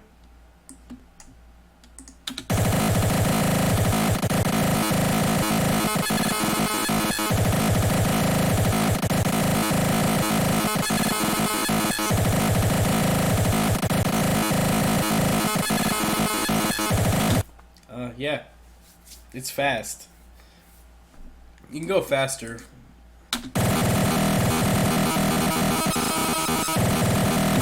Actually, that sounds really cool. Or you could play it really slow.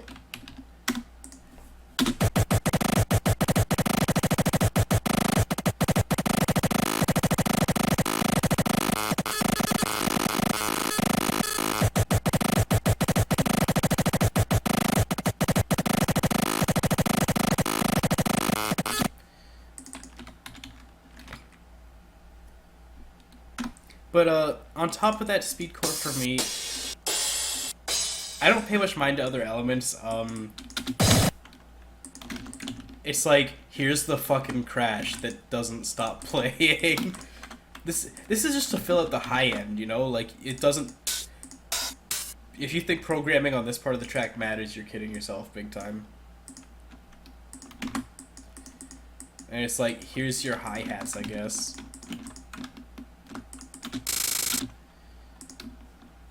Like, this doesn't matter at all.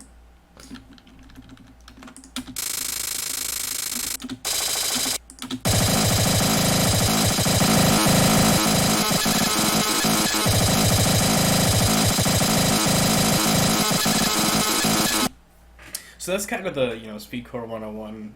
Actually, this is all splitter core and extra tone shit, but the same kind of sequencing does go for slower speed core.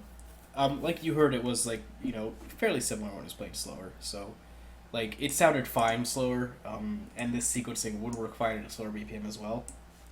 But go crazy. Go crazy. Have fun with your kick drum. It's fun. Yeah, and listen to other stuff. See how people handle kick drums. Like, that's the big thing. Speedcore isn't complicated. It's a lot of fun, and it's a lot of, you know, just like, how much buzzing can we make out of our kick drums? Just how fast can we go? How loud can we go? But it's not just this.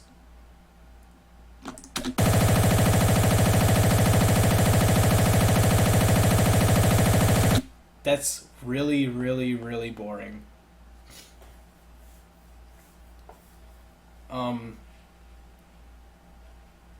Unless you're going to layer that with a lot of melodic stuff, then yeah, that is really boring. Speedcore and Open MPT or ModPlug, whatever you want to call it, it's a similar idea. It's handled differently, but it's a similar idea. So I'll show you a quick example. Now, ModPlug can go really fast, really, really fast. But I still sequence at a low speed, even at speed 6, which is, like, weird. Fuck. Oh.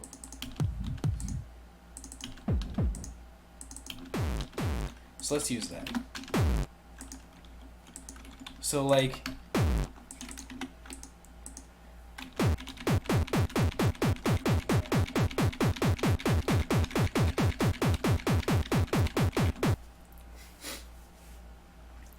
So this is sequenced at 200 BPM speed 6. Some people will sequence at a faster speed, like speed 3. Some will compose at speed 1. I've seen people just shit at speed 1. It's weird, but... Now, it would seem like you don't have a lot of room to move within this. So first I'm going to lay down the 8th notes at 400 BPM.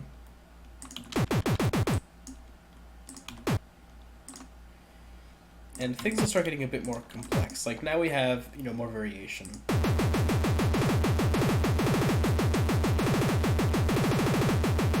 But it's still not particularly complicated by any means. And this is where we start getting into the Q commands, which is the note retriggers. Note retrigger is your friend. It's a very cool friend. Play with Q03, Q02, Q01, Q04 as well, because this is where you're going to get your fast kicks.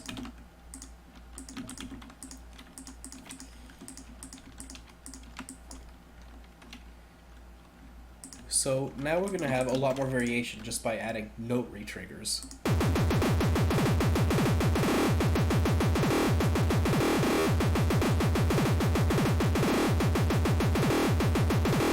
Retriggers basically say, this is one frame of information, but we're going to play this one frame 6 times very quickly. So here, I'll show you at a very slow BPM. Let's do 10 BPM. Here's 3 notes at 10 BPM. So now we're going to set it to speed 5. So it's going to play this note at speed 5 per frame. Okay, so now we're going to set it to Q04, speed 4 per frame. Speed 3 per frame. 2 and 1. So that's how that works. It's still 3 notes, but it's being triggered multiple times per note, per line. So like that was 10 BPM. So you could probably make speedcore at 5 BPM. Like there you go.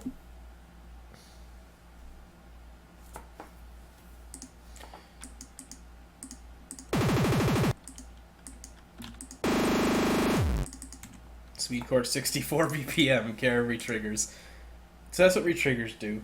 So if you want to do a quick drum roll or something like that, that is, you know, faster than you have room for, retriggers are the way to do it.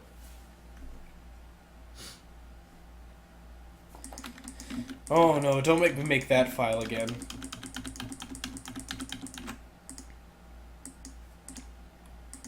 Let me do the math real quick.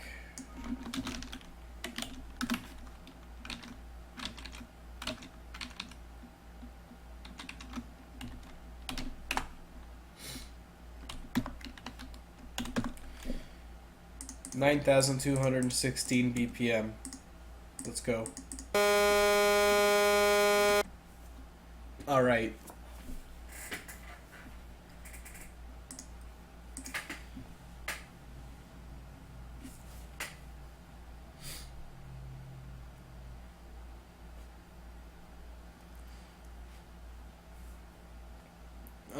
So there's some stuff. A melody on the FL piano roll. Alright, that's something I can do in FL Studio. Look out, it's a cracked version, because why would I pay for FL Studio? I don't really use it. It's got a funny face on my cracked version. Melody. Let's use 3XOSC, because that's something I know how to use.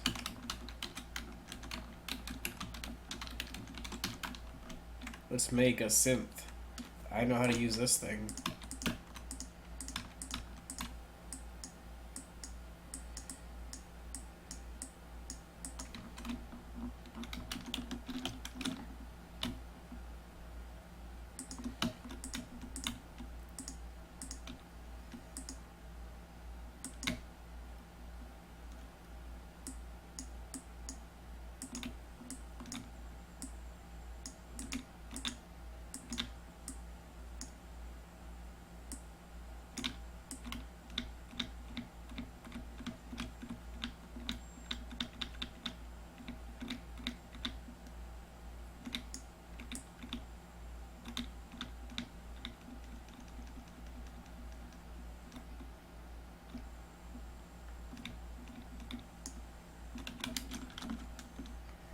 Oh, you can't hear anything. Right, sorry. Let me turn on a regular sound driver and not ACO.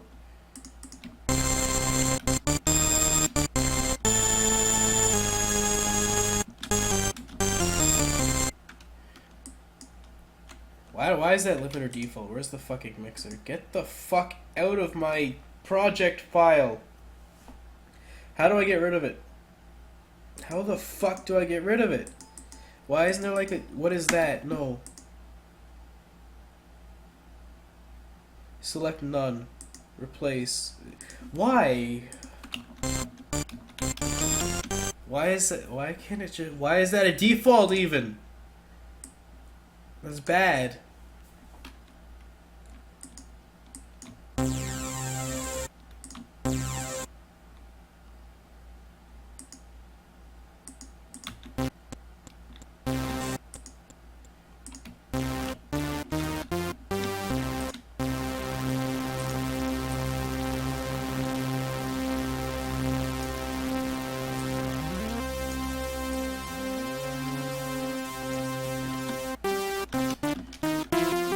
Alright, there's my high quality synth. What a shitty additive synth. Who fucking decided this was a good whatever? Let's make a melody using the piano roll. Oh, you're so stupid.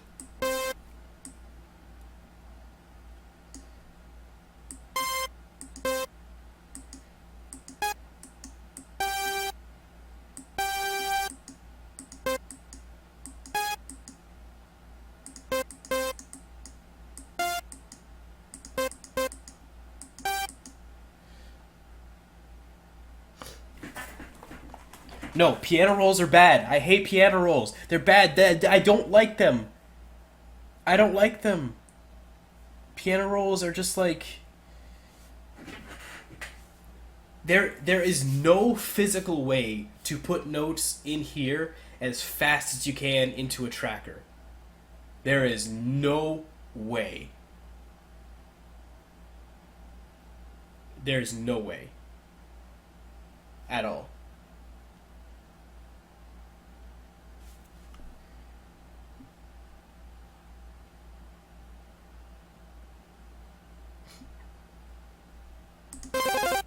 What the fuck? What BPM is on my... Okay, to me, this looks like a bar. Like, this line here, it looks like a bar. So, like...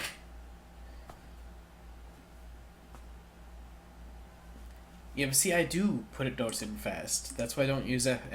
It looks like a bar to me. Okay, look. Like, if I open ModPlug, it's like I have an idea for a progression. I'm going to just... This is my example thing. And it's like, okay, here's my idea for progression.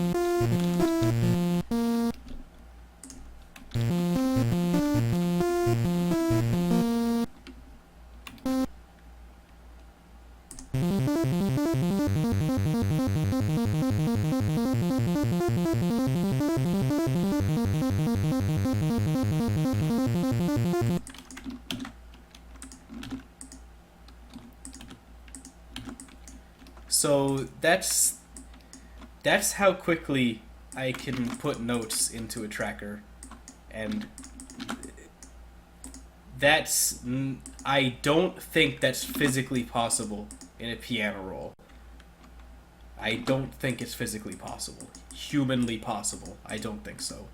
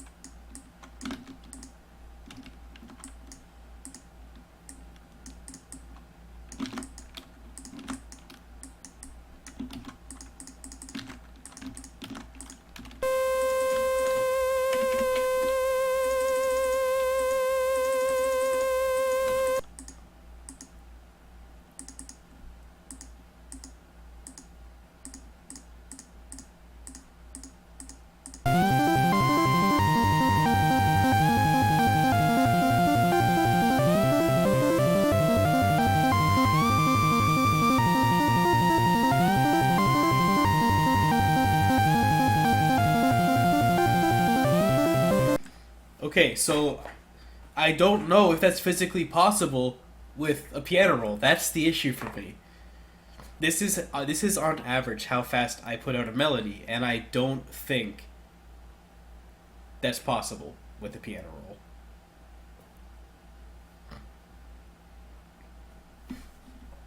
Unless you're using MIDI input and quantizing it, then and even then, like, you have to quantize it and make sure the notes are, like, quantizing to the right time. Like, you can, if you, like, hit a note too late and a note too early, they'll end up on the same time.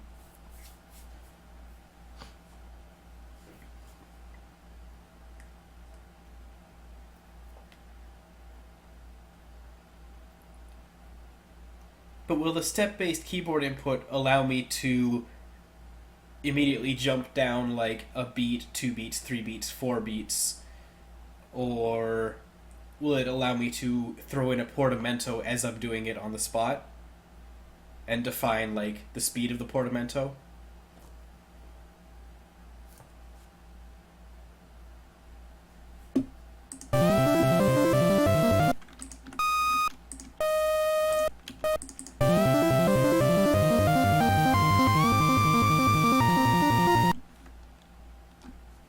What inspires me? I like music.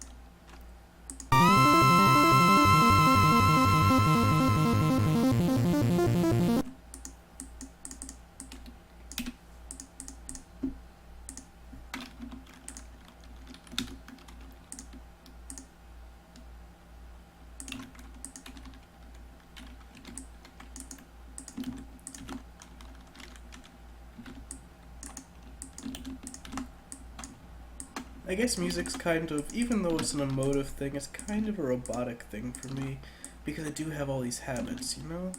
So, they're habits that work at a certain speed, and if I slow them down, I just get frustrated, and that's upsetting. Nobody likes to be frustrated while they work.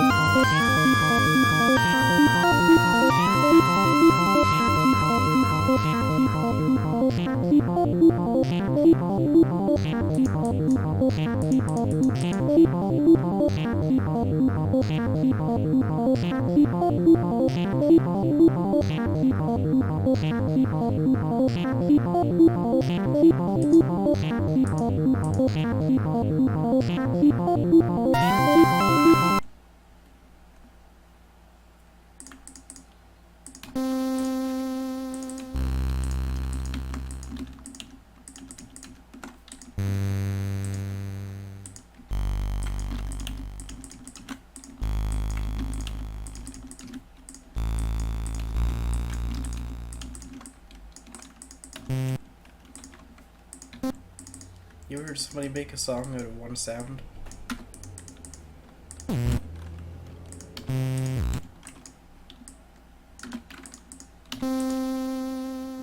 It's fun.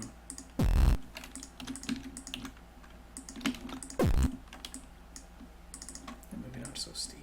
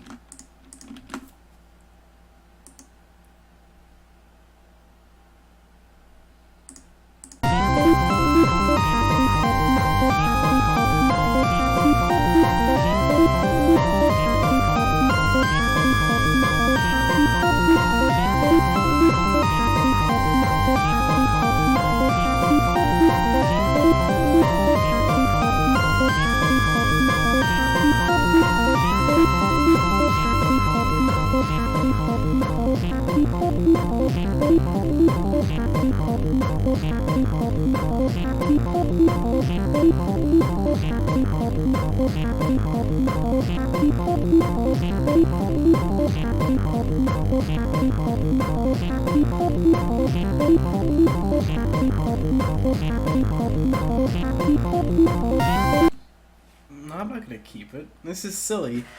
I've written this out. I've written this 1,000 times before.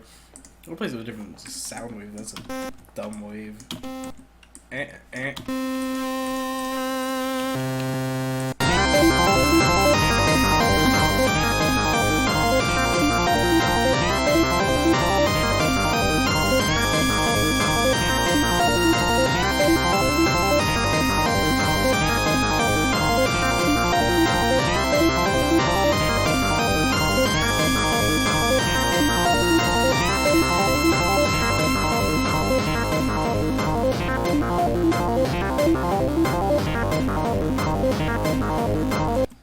I don't want money. I don't want to finish it. What I will do, this is how many channels?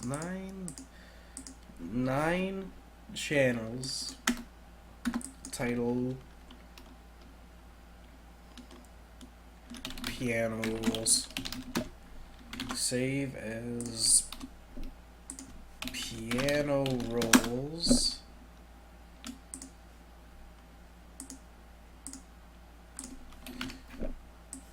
Drop into cloud.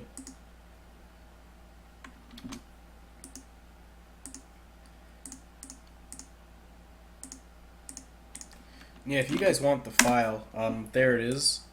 That's the source file if you want to play with it, if you want to poke at it, see how things work.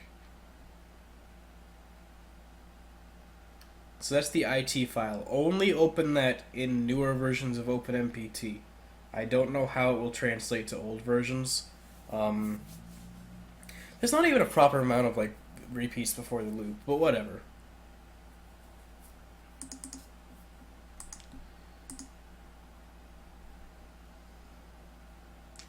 One sample, 64 bytes, 8,000 hertz, 8-bit mono. File size like 8 kilobytes or something like that.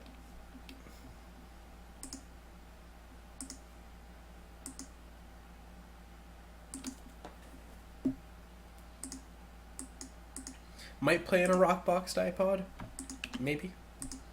You have to convert it to MP3 or something otherwise. And I can't be asked to do that. Close. Come on, Alt F4. Goodbye. It's just a Toshiba Satellite notebook. It's nothing fast. I don't need anything fast. No, don't open it with Audacity. It's not a sound file. It's not a sound file. That's a mod plug file. It contains code and a sample. You need to open that in like mod plug tracker, or else you cannot use it at all.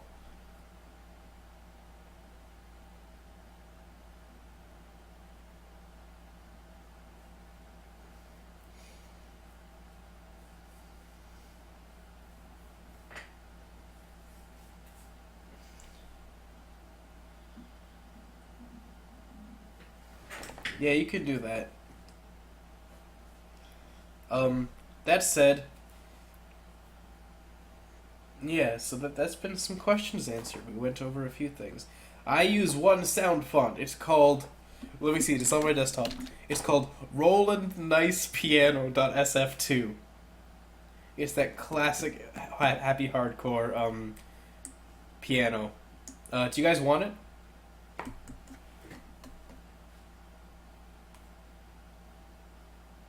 Not many people have that one for some reason. Yeah, I'm putting it in cloud right now. It'll just be a couple seconds. You want to hear it? That track I uploaded earlier today, the piano in that is Roland Nice Piano. So you've heard it. You've heard it many times.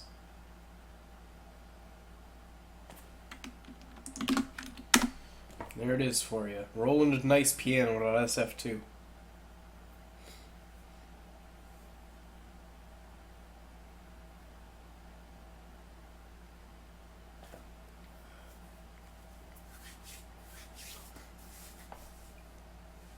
I can't think of anything else cool to give you guys because I'm a friggin' lame-o.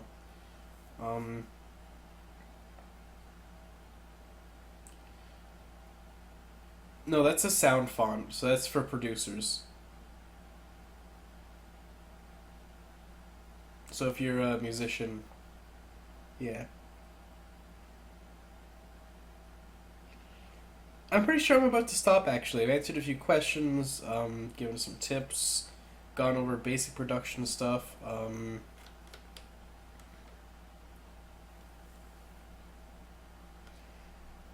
And so I'm tired. I have been up for nearly 24 hours again, and that means I need to go to bed soon.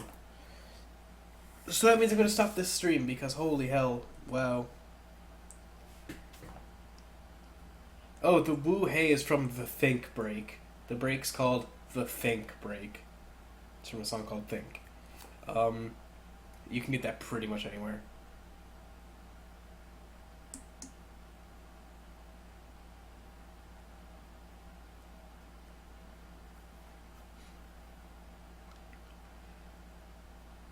It's a really loud piano sound font, yes. That's perfectly healthy. I'm a non 24-hour sleeper. My sleep schedule drifts day to day. It's a condition that usually only blind people have, but I've got it too, I guess.